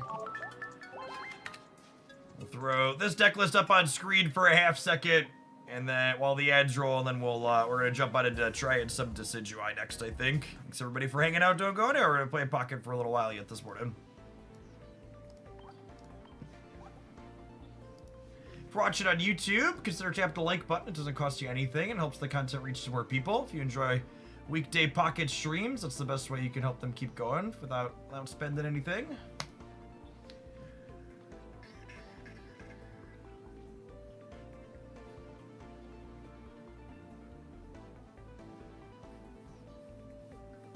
We're going to start by looking at untapped data, but yeah, we'll definitely be playing Cerebro 2 in Snap.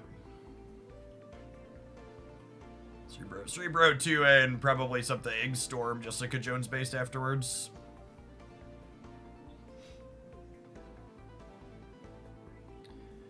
The thing that is eminently true about all card games is all of the best decks from the previous metagame are still the best decks until proven otherwise. At our first look at some community tournament data this weekend. I would be absolutely shocked if Toxie is a relevant card. Her base power wasn't really remotely part of her problem. Might get around to it eventually, but was there a Cerebro buff? Yeah, they made Cerebro give +3 now as a 3 cost, and they put Storm back to a 3/2. So Cerebro 2 is back on the menu.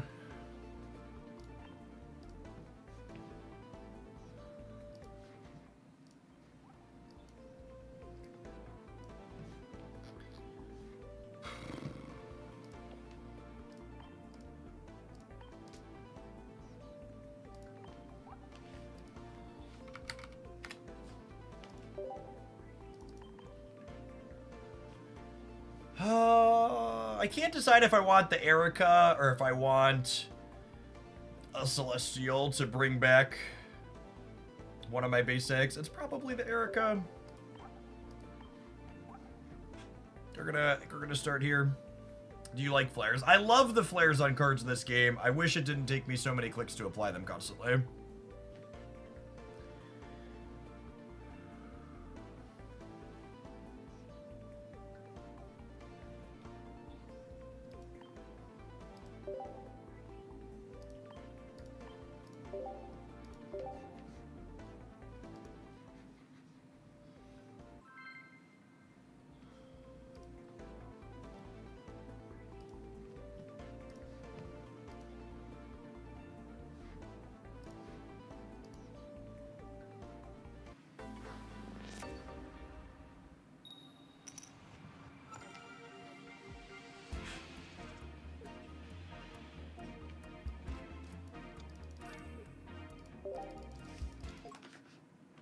I'm intrigued this deck doesn't play Iono. I like Iono less than I like Pokemon Communication in decks that are playing Rare Candy, because you often have to shuffle away half of your combo, essentially.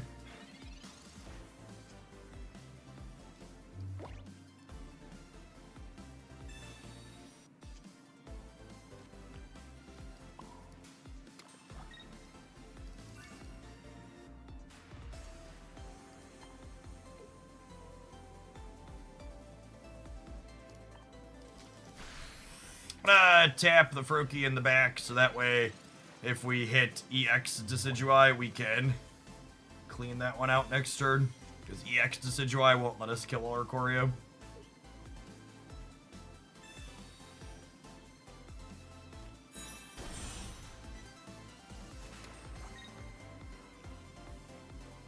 I think it's a deeply puzzling suggestion that I should cut one of my stage 1s to add Celestial Town Elder. Because if anything, once I have Celestial Town Elder and I'm looking to evolve potentially 3 stage 2s per game, it makes getting,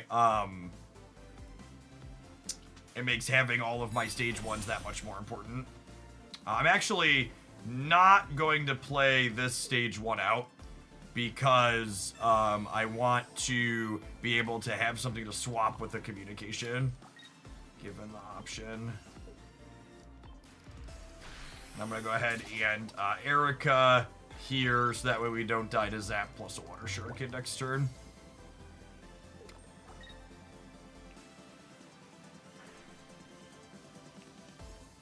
Decidui is such a cool starter Pokemon. I agree, Neon Taker. It's one of my favorite designs they've had.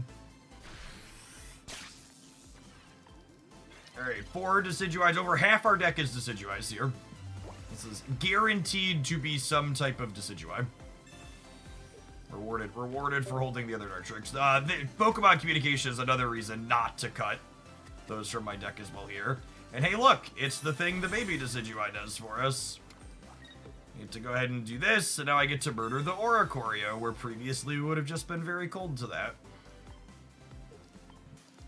Good night.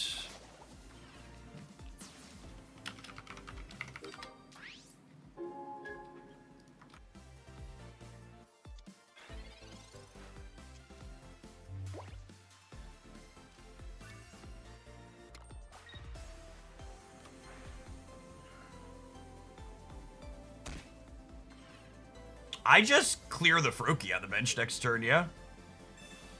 Rats, rude. Well, now we'll kill the Greninja, I guess. And again, I'm actually going to not play this because I have these candies, and I have one more Pokemon Communication in my deck, so holding this makes me more likely to get to Decidui, or second Decidui.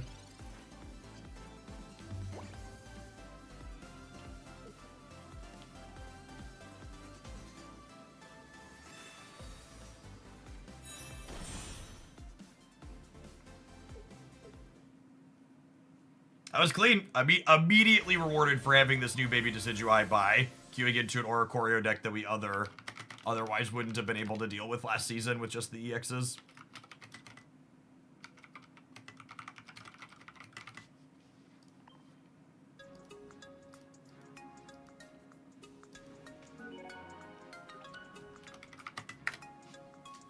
Doing anything fun this weekend? Basically, every weekend that we don't have other plans, my family will be at our camper this summer, barring the weather being something absurd.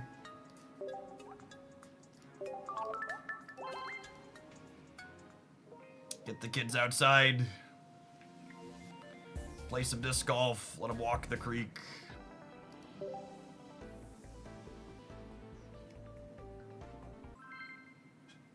Do you see any reason why Giratina Darkrai would not be the most popular deck again? I mean, Guzzlord theoretically lines up well into high-energy attackers like Giratina. Is your camper in the same spot, or do you move it week to week? We have a park model camper at a private campground that stays permanently at the site.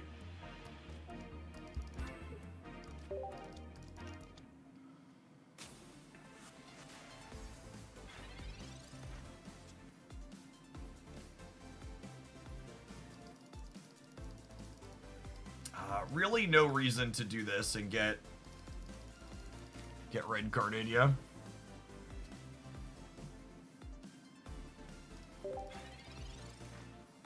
Yeah, it's really sweet. Very unique setup. The campground's owned by a not-for-profit that all of the members own a share of. A very, very community feel. Everybody's invested in making it best for everybody that's there. Nobody's trying to turn a profit on anything.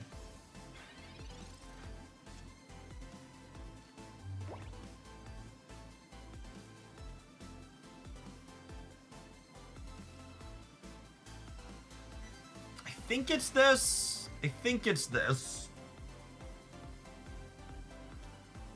I get got by Candy Rampardos. Go digging for the other Rowlet, I think.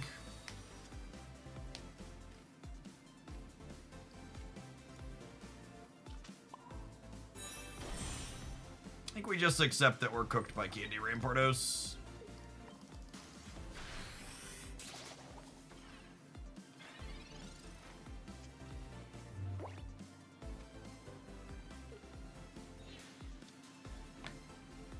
Easy come, easy come, easy go.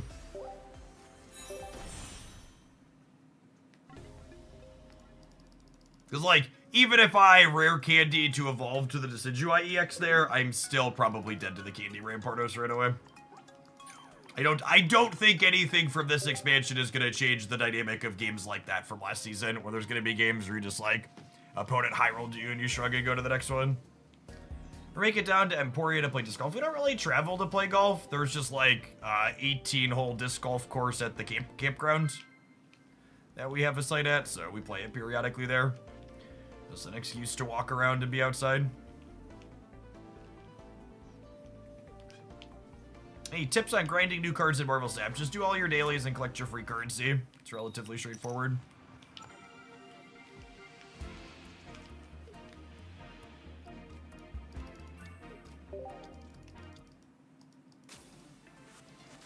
Insert Spider-Man meme here.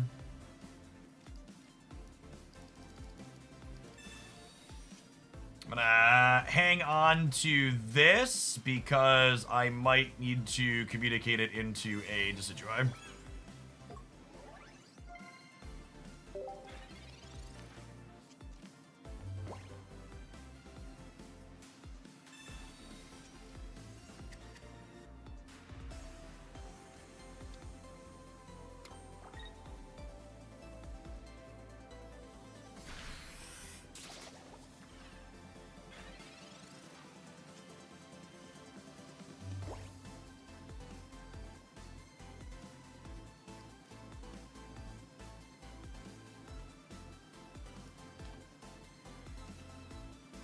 Oh, I'm gonna die to Candy Decidui EX again, aren't I?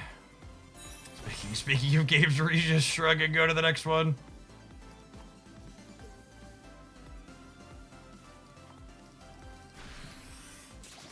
And again, I could like play the Rowlett to not be dead to Candy Decidui this turn, but that's a play that loses the game more slowly. It doesn't win the game. So like, I know it feels absolutely rancid to experience a high variance game, and I could have lost more slowly here, but like playing the Rowlett out doesn't mean I have a chance. It just means I have one more turn. So holding the Rowlett to maximize my ability to Decidui my opponent next turn is 100% correct here. Yeah, I don't know. I feel like past Jeff was super correct that rare candy was a pretty huge net negative for Pokemon Pocket when I said that was going to be the case. I wish they would have been slower with power creep in this game. It felt like rare candy was a necessary power creep step after they ratcheted up the power level of basics with like Arceus and Darkrai and Giratina, but there's so many fast non-games like that now. I definitely think this was a more interesting game when like Pikachu and Mewtwo were the best decks.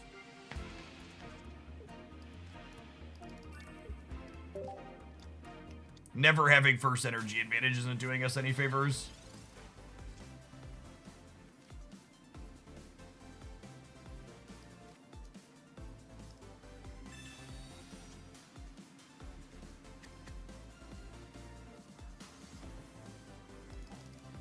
Again, just holding because, do we need to hold at this point? I have the Candy Decidui. I guess I don't.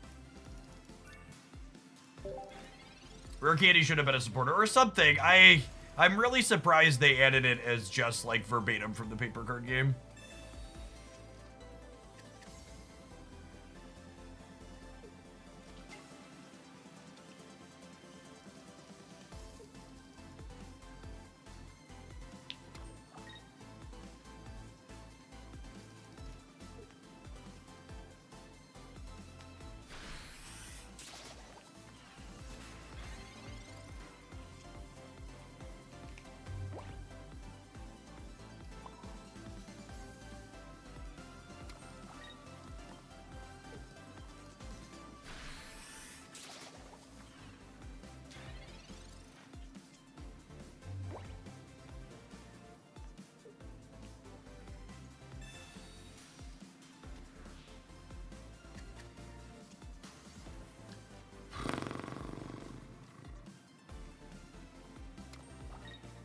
Thanks for the upgrade, nerd. Nice red card.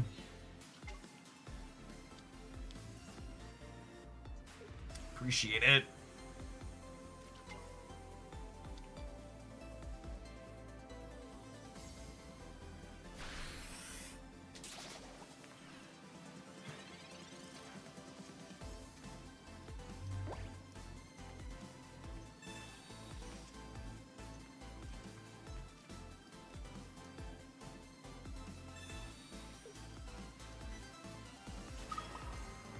Pokeball doesn't have text here, but they're playing red cards in Mars, so we'll go ahead and get rid of it just so it can't get shuffled back in. Yep, and you're dead. Thanks for the stage 2 and the candy.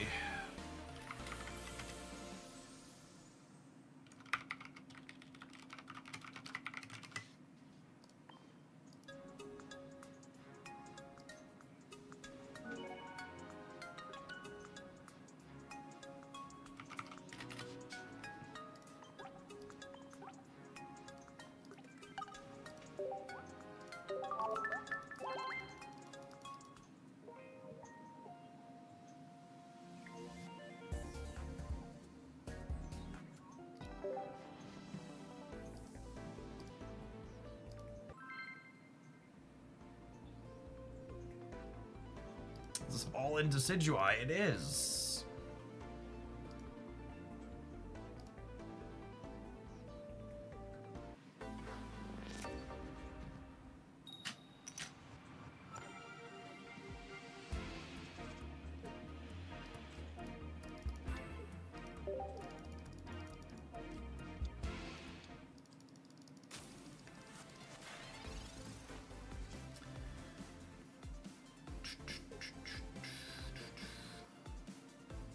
Our deck seems much better when we have first energy advantage.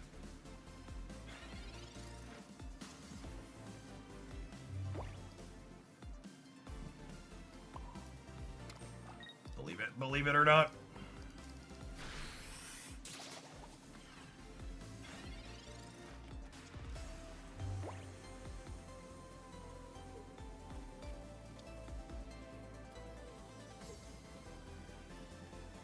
If they put the energy on their bench null here, they could have a real shot. But they put the energy on the active one and we get to clean it out next turn. I suppose there's a world where this communication draws us our second Rowlet instead of a Decidui. Perfection, don't even need to gamble.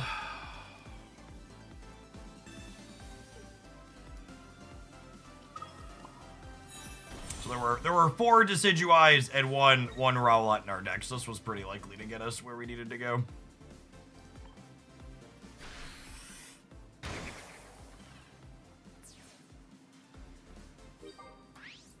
This deck's probably a pretty efficient laddering deck. Just having the faster candy draws to grab 10 pointers real quick seems very reasonable. This is a spot where Baby Decidui would have been better than the EX Syria. Baby Decidui would have cleared the Skull Fossil here.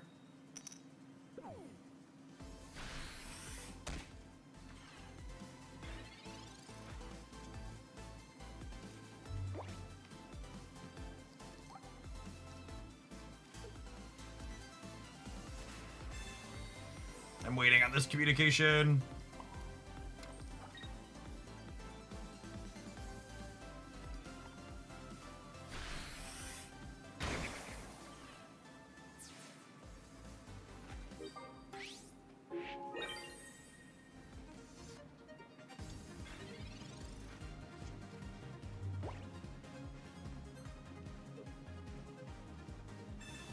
Okay. We need another basic next turn or we're gonna die.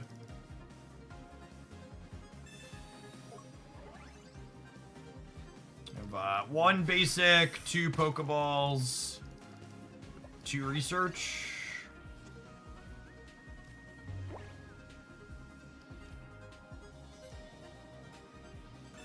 This is only 25% to find us a basic. Unfortunate.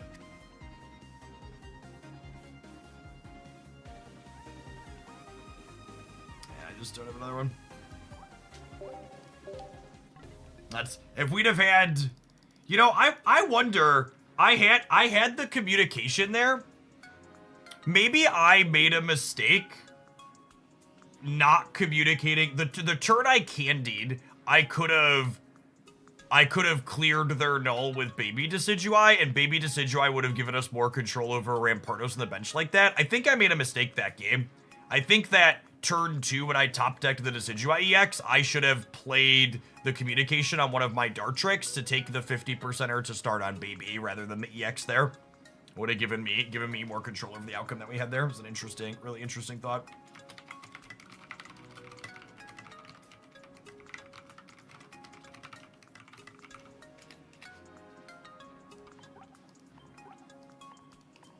I bet that's gonna be the case relatively significant amount of the time. There's a chance Baby Decidui is actually just a better card than the EX in a lot of spots.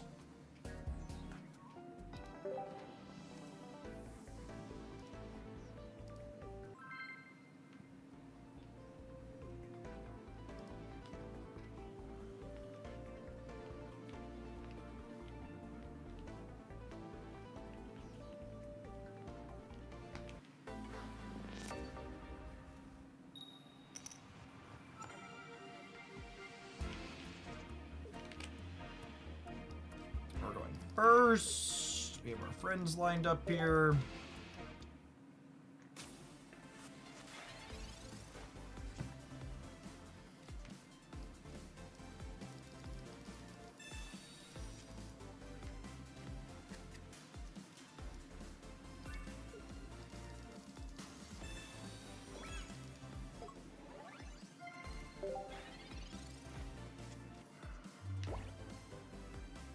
A Rocky helmet, we could be in a bit of trouble.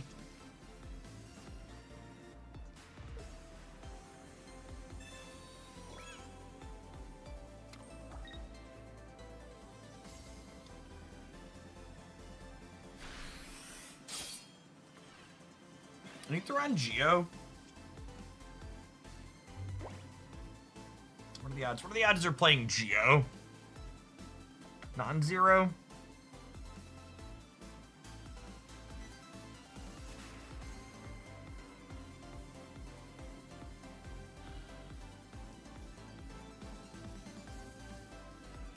I really like skill diving this turn so I can hit the Skarmory in the back so that way it dies through a cape.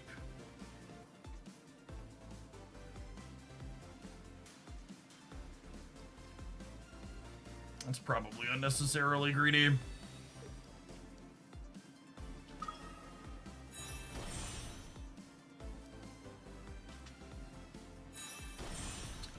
Cards out.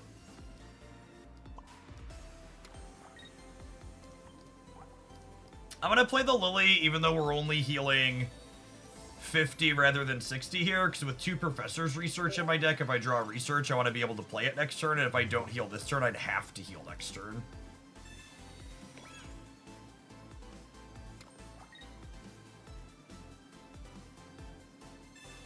Hey, it's the Geo we played around. Yay, decisions. All I want to do in life chat is play a card game that has decisions in it. Playing with my favorite bird also doesn't hurt. It is the word.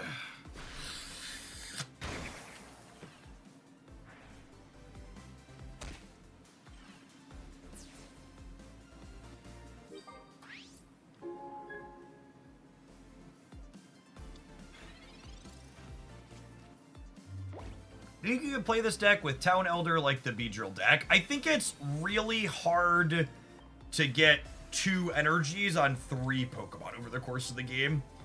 The all-in Beedrill deck was playing Town Elder because your baby Beedrill only needs 1 energy, but every Decidui needing 2, I think, changes that dynamic, is my thought process.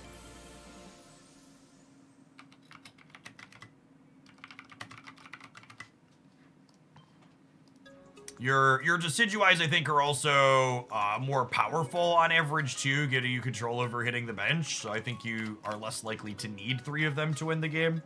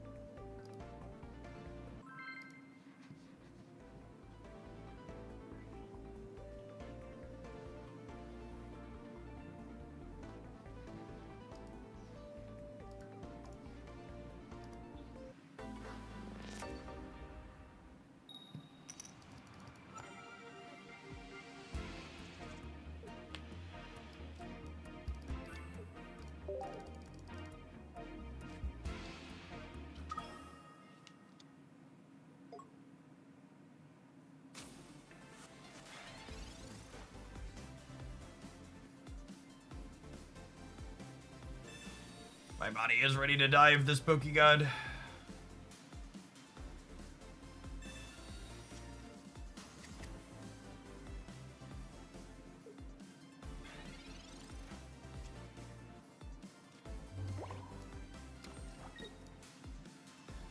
Dive, dive, dive!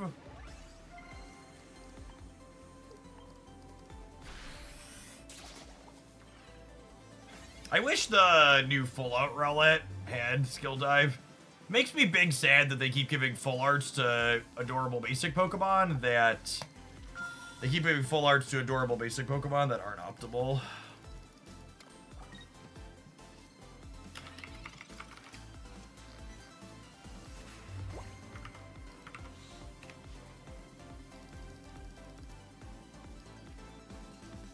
Is this one of those spots where I want baby Decidui again? Because I kind of just want to murder this and then put damage into here, right? This is only 40%, but I think we go look in. Yeah. And obviously we take the evolution here. We take the evolution here when it's the only option, but I think this is another spot where baby Decidui would have been preferable. For those just joining us that haven't been keeping up with the new set, baby Decidui just does 70 for 2 to anything on the board with no restriction. Which would have let us murder this Zubat and then start putting damage into this back Arceus without having to clear this front one. Would have been really powerful. And now we're kind of in trouble, yeah? They have the Crobat here.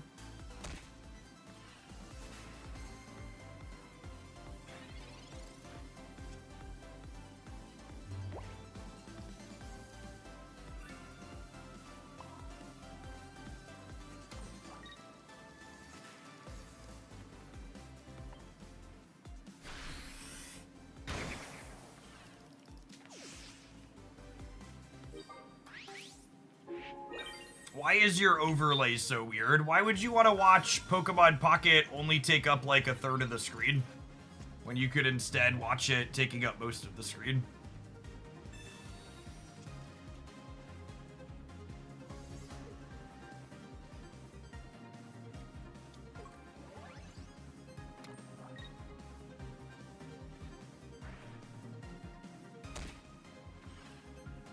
Lily will at least mean that we don't die to the Crobat trigger next turn. This overlay is one of the best I've seen. Yeah, it was really common when Marvel Snap only had a vertical mobile client that a lot of the content creators had overlays like this that maximize the size of the game on the screen, and I'm really surprised it hasn't become more popular with Pocket stuff. It's really jarring whenever I tune into a stream and like Pokemon Pocket's just like this one strip down the side and there's just a bunch of dead space.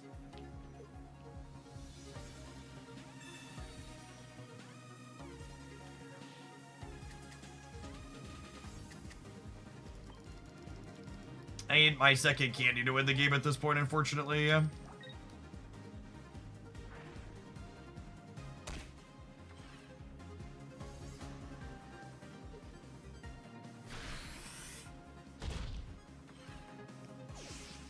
Gosh, it's crazy how different this game would have been if we'd have hit baby Decidui instead of the EX.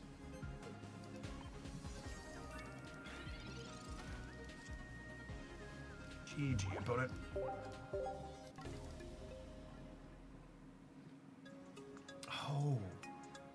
Oh, you know what? Yeah. Yeah, I think I got there just as chat was typing it too. I could have retreated to the Rowlet, tagged the Crobat or the Carnivine for 10, and then the Decidui could have finished it for the last point there, yeah? This deck list definitely is far more interesting than the all-in Beedrill deck. Decidui is such an interesting card in the number of decision points it puts on the board. Having your attacks go across everything as opposed to just hitting your opponent's lead makes the gameplay so much more dynamic. This is a neat one. And it can win fast and lose fast, which makes it solid for laddering. So having a deck that plays quickly, but also has plenty of decision points. Bet we're gonna play a lot of this one this season. It's one of my favorite Pokemon. It's got good dynamic gameplay.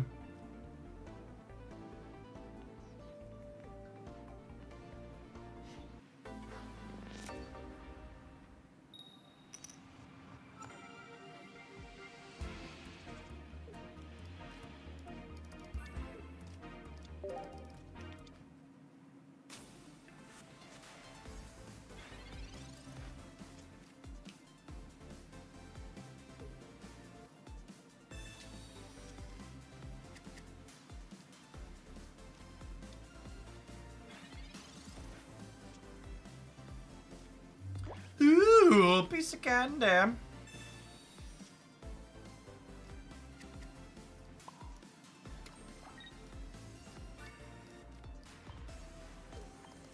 Skill Dive, it's the active one for weakness, so we'll do that.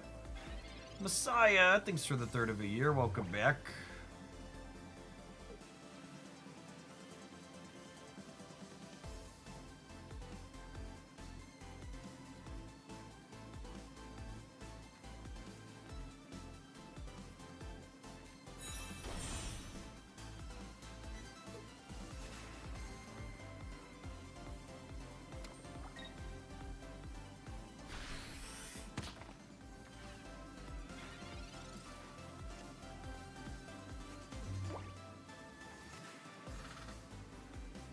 I think this is a spot where EX Decidui is better.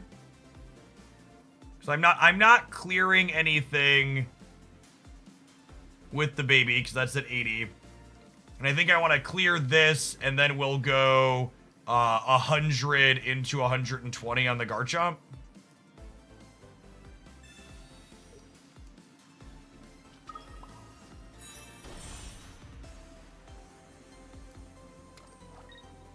So this is a little punishing for... Perhaps this sequence is a reason to have dove the Gibble on the bench. And again, just like immediately turn one, decision point. I think there's a chance I made the wrong one. That's what I look for in a deck, right? I want there to be things to think through and reflect on after my game is done.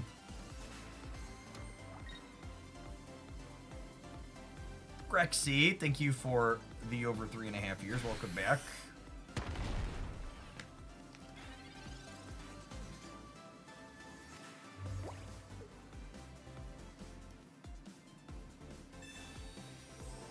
They evolved the active if you snipe the bench. Yeah, but the active would have died to this Razor Leaf.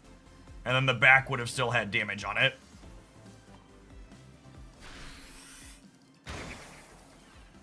Because the active would have been weak.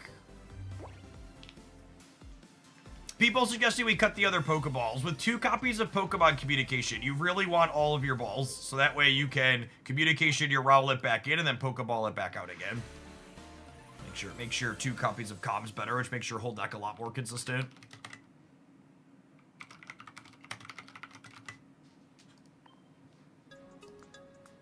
Yeah, you want to think of it as Pokeballing for your stage 2s in a roundabout way.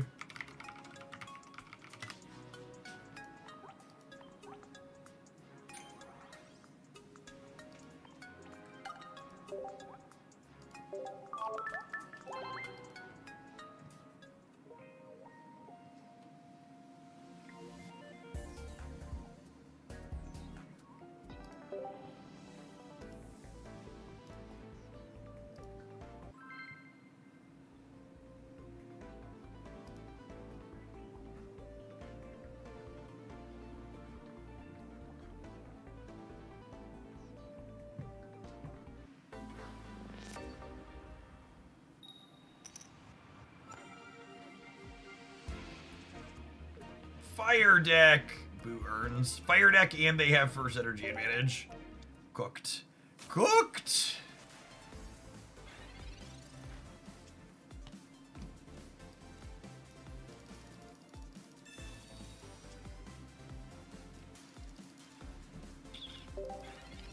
Happy Friday, Kizzy Kid.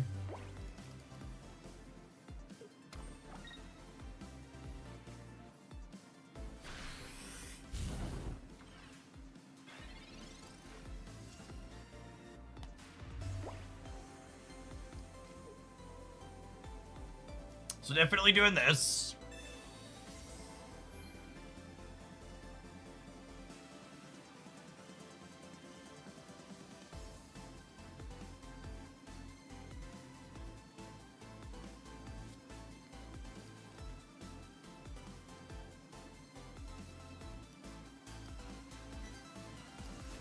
Do I candy?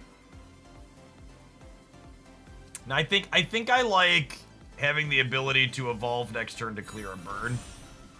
It also lets me get in a 20-point shot, which is nice. They're already damaged. Maybe my opponent just won't have rare candy. They're a top 5,000 gamer, so they're lucky enough to have candy all the time, right?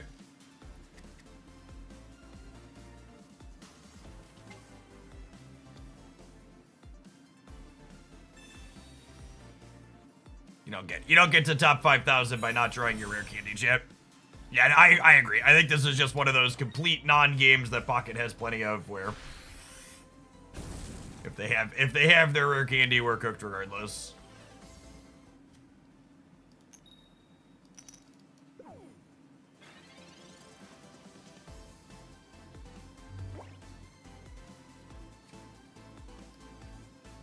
It's a damn shame too. Like, I think this game was super winnable if we had first energy advantage. Like, a lot of people always like to point out the typing and stuff like this, but I really don't think the typing was a big deal here. This was 100%. We both were rare candy decks, and their rare candy deck simply had first energy advantage, so they get to get us.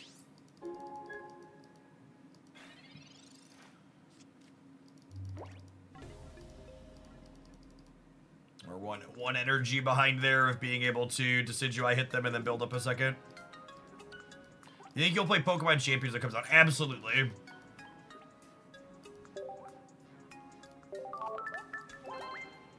I'm planning to check out the Marvel Rivals Auto Battler drafting mode when that releases next week. I plan to check out the digital Digimon card game when that releases at some point this summer, and then when Pokemon Champions releases early next year, we'll definitely be playing some of that. I think if they make team building accessible in Pokemon Champions, it's going to be a huge hit. I enjoy Pokemon VGC, but it is too long and tedious to brew teams in it. I assume building teams will be more work than something like Pokemon Showdown, and it'll be monetized in some way that people you want the easiest cold shot of my life, chat. People are gonna be upset with the monetization in Pokemon Champions when it launches. The easiest 3-pointer you're ever gonna see. No idea what it's gonna look like, but people are gonna hate it.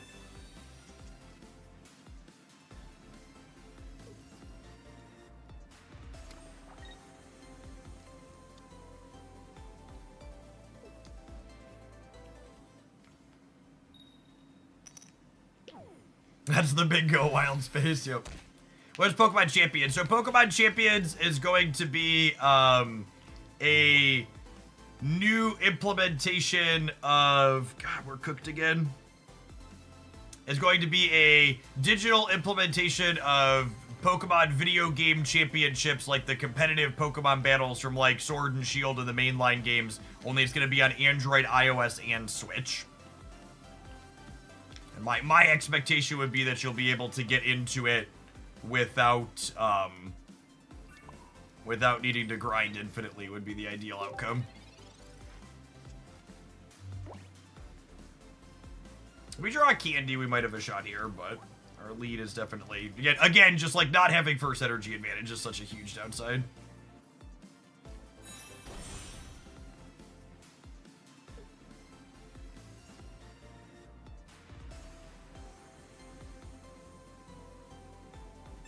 I personally love the idea of Pokemon Champions and VGC. I've just never gotten into it because, like, as someone who likes brewing in games and working outside the box, it's so difficult to do that in those types of games because it just takes so long to build teams.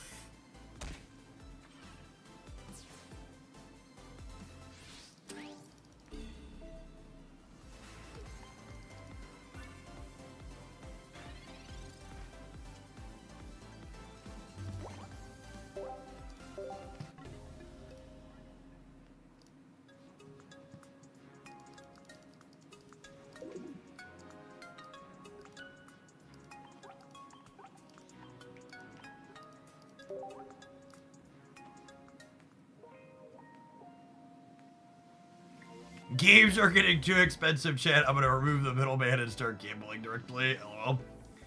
Alright, are you take an ad break? Or we'll play a little bit more Decidui when we get back after the pause. Thanks everybody for hanging out. Don't go anywhere.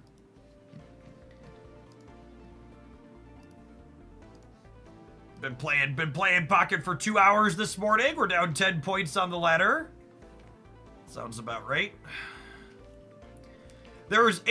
I will say, it's really interesting to me how the anecdotal experience of how much the ladder stifles innovation has been really present looking at my stream yesterday versus today. We played against so many more people playing things like Buzzwole and Guzzlord and other new cards yesterday, whereas like the ladder today, the only real new deck we've really been playing against is people playing Silvally Rampardos. Throat Chop, thank you for the 13 months. I appreciate that. Welcome back.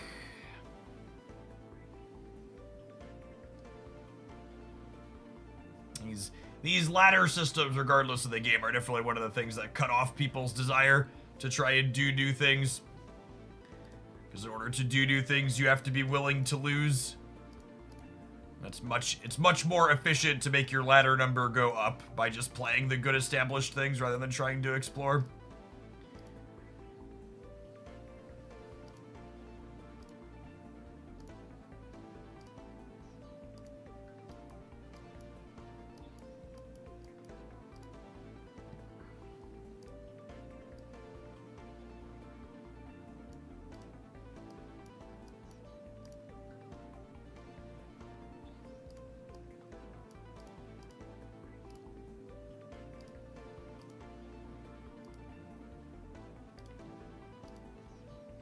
Hey, Scrimmage, thanks for re-upping that, Prime. Appreciate the 7 months. Welcome back.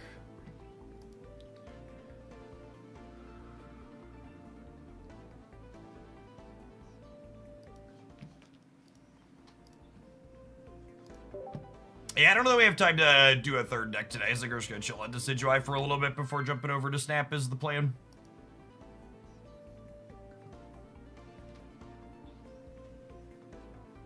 Snap had a really solid set of balance changes. Definitely, eternally one of the best things about Marvel Snap is their consistent live balance.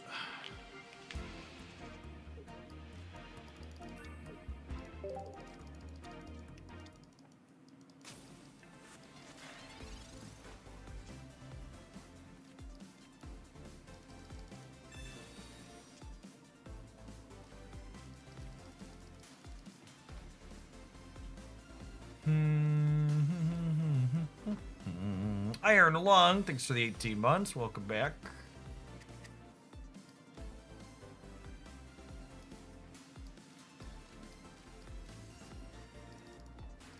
Maybe I'm not supposed to play the Pokeball if I'm not going to play the basic out.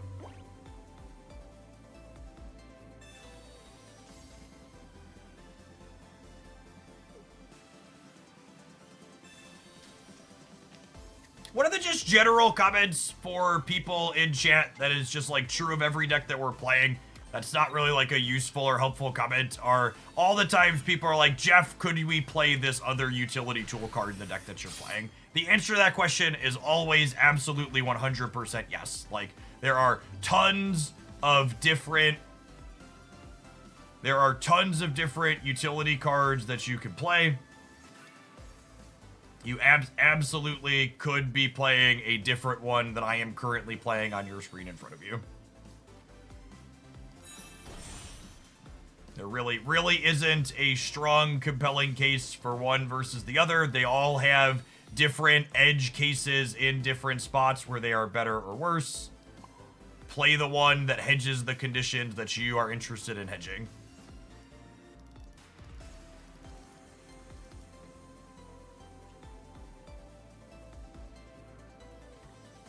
I think I'm gonna do this to try and murder the Cosmog before it gets set up as my line here. Doozy, thank you for the membership on the YouTube side. Appreciate that.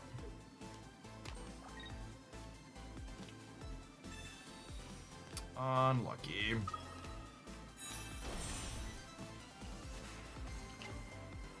I think people mentioning other utility cards is them asking whether or not you thought it was better or worse for the deck. So again, one, you should listen to the lecture I just gave, which is there really isn't super clean, this is better or this is worse for any particular deck. There are lots of cards that hedge different situations. And the second follow-up is to this point as well is if I thought the other card was better to be playing, I'd probably be playing it instead, is like the long and short of it. So even whether it's this stream or any other, a good piece of advice is rather than expecting the content creator to tell you your idea is bad, you should put some thought into it and explain why you think your suggestion is good.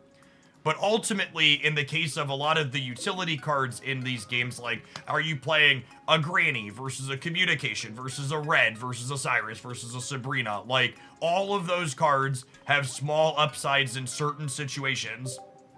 And it's really not, these are going to be strictly better or strictly worse than the other. They're just, like, going to give you different percentage points in different spots.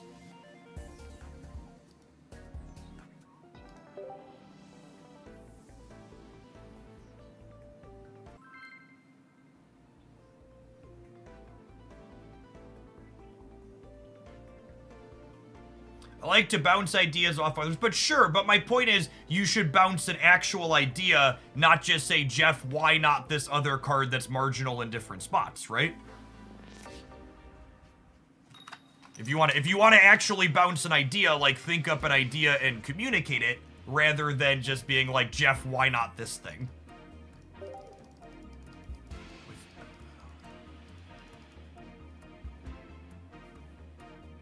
Personally, I would replace the Decidui with Giratina and the Rare Candy with Darkrai and then the Leaf Cape with Mars. That sounds like great deck building, honestly.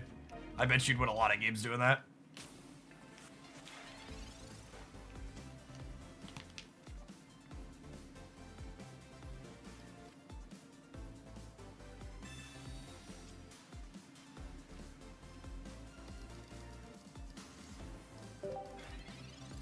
Queued into the same deck again. Don't have first energy advantage again. Probably dead again.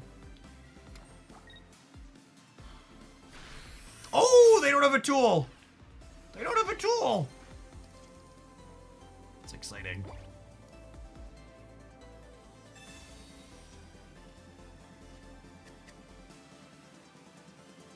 All right, this is 50% to be a stage 1.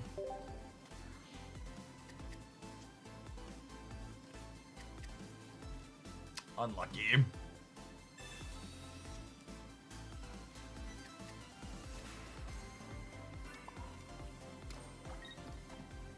I want to continue betting on no tool. Unlucky on my starting energy sequence. Didn't draw another thing. Have a 50% of that could go my way. Brick mercilessly. Alright, Pokemon Pocket, I've got one more L in me, and then I think we're playing Marvel Snap, so... If you would like me to continue playing your game, consider giving me at least average variance instead of significantly below.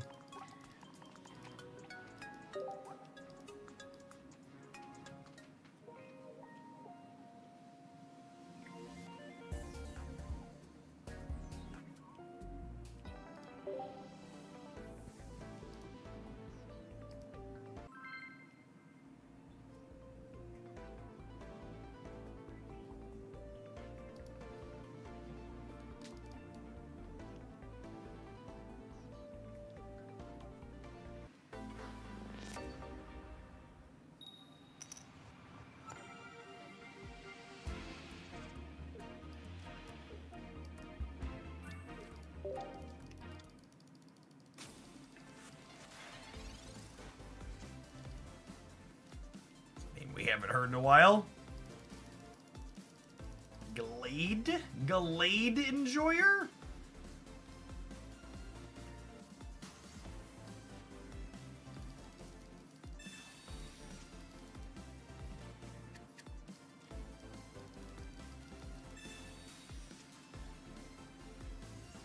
They have first energy advantage. Well, I've never had first energy advantage in my life, so I don't know why this game would be any different. I am holding on to the Rowlet for the time being because I have this second Pokeball. Because holding the Rowlet means if I draw Pokemon communication, I can communication this back in and then Pokeball it back out. Basically, letting us Pokeball for a stage 2 in a roundabout way. Honestly, holding it's kind of better for Iono too, because I want more chances to hit Candy plus Decidui.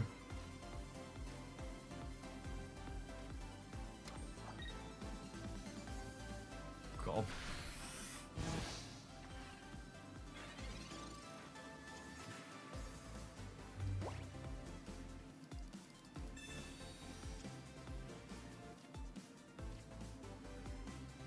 Unironically, I think we're doing this first, yeah?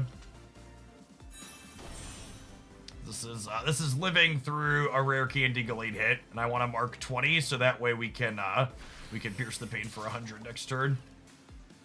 I think this is optimal, says local man about to die to Giovanni rare Candy Glade.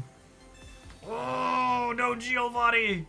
Sometimes lucky rubber ducky. Hit me. Hit me!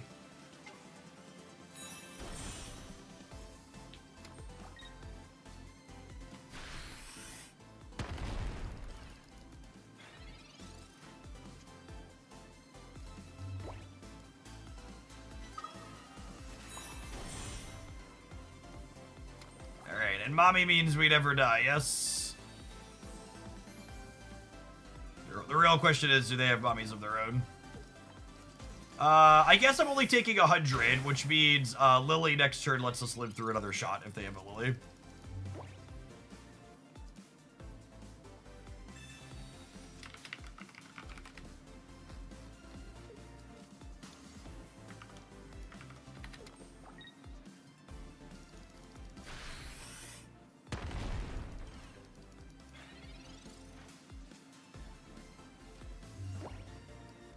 Assuredly, my opponent would never have their second rare candy, right?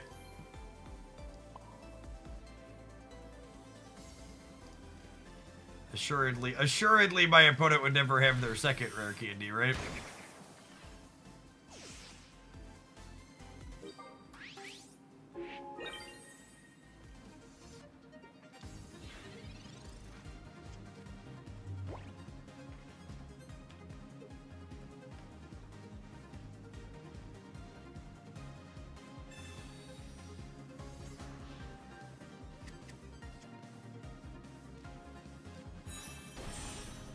You have Cape?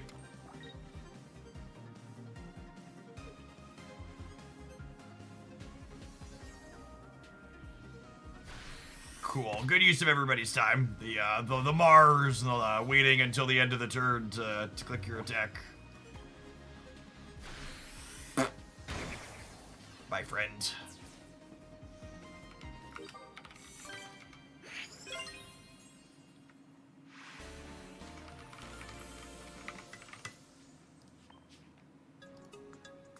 All right, this is it.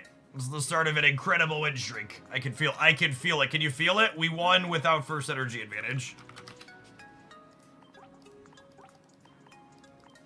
This is where we begin the boulder rolling up the hill. Lift with the legs, gamers. Lift with the legs.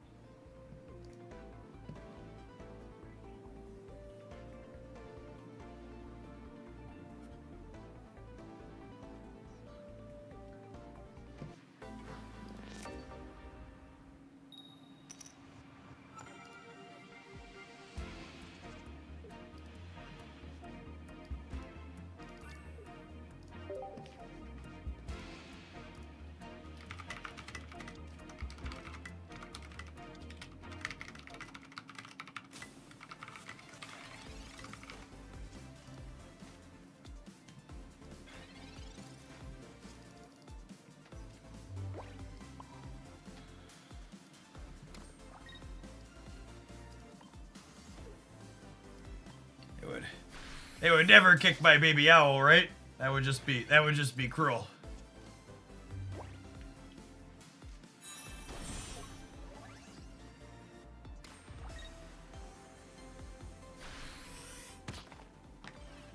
Candy? Candy?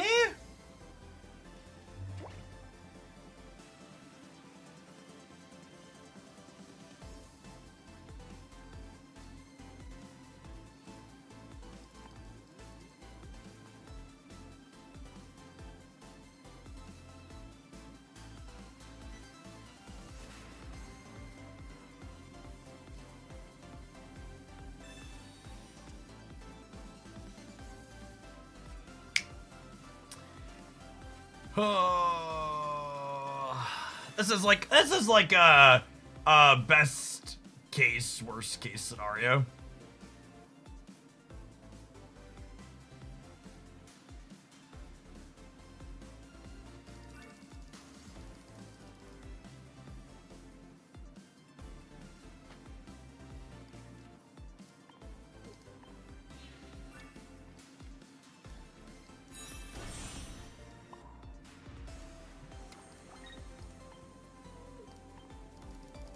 Spread out the skill dive love. This was like the high end of the not hitting the rare candy.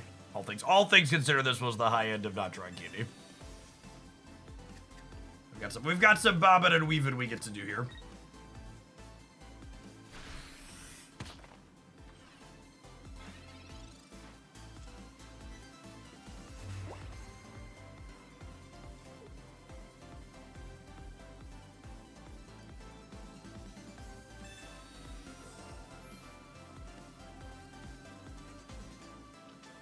Oh, we're halfway there. Oh, rowling on a chair.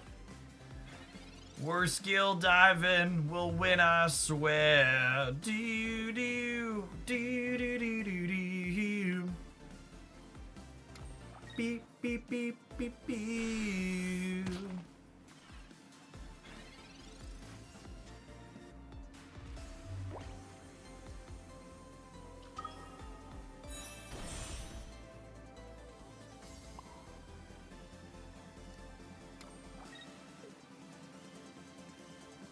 I think we murder the Mars Shadow, yeah?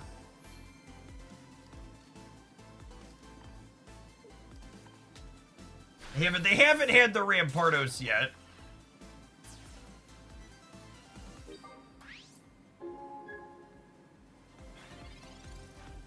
Would you consider yourself an old man, Jeff? That's a relative question to the group of people that I'm with. On Twitch.tv, absolutely an old man.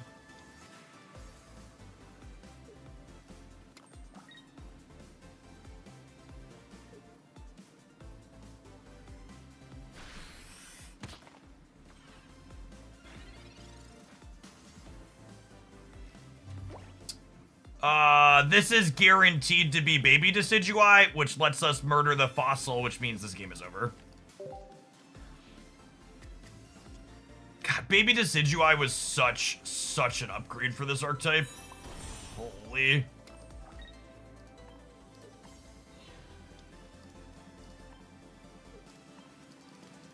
It's like they're only out here is to get Rampardos going. And then this lets us just snipe them out.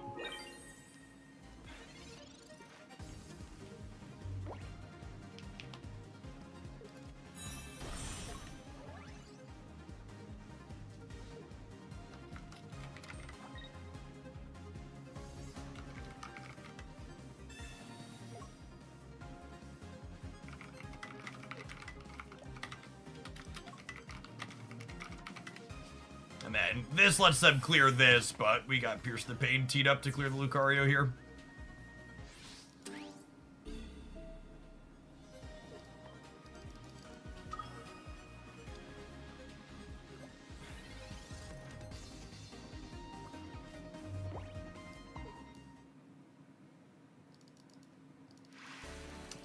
I think some people in chat didn't believe me when I said that was the start of a win streak. Cruise right on up. One of the other things to consider too, people said, do I consider myself an old man? I have 3 children, and every child ages you by a minimum of 5 years. So really, while I am only physically 34, we are taxed well beyond our years.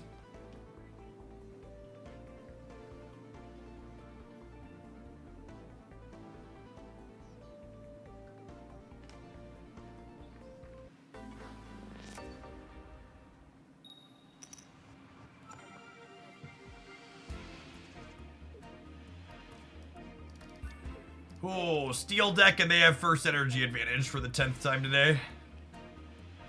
It's gonna be a tough one. No Skarmory on 1 is good for us. Got that going on.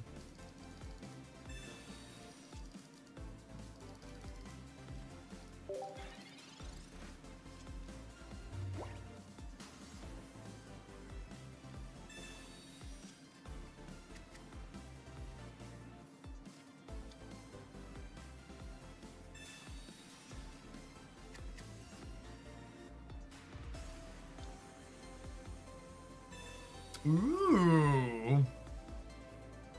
Not a Skarmory gamer. Gamer of culture.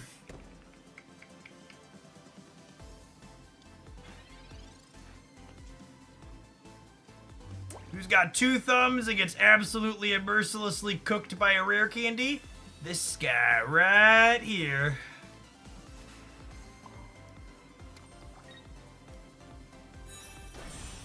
Alright, Dartrix, dive!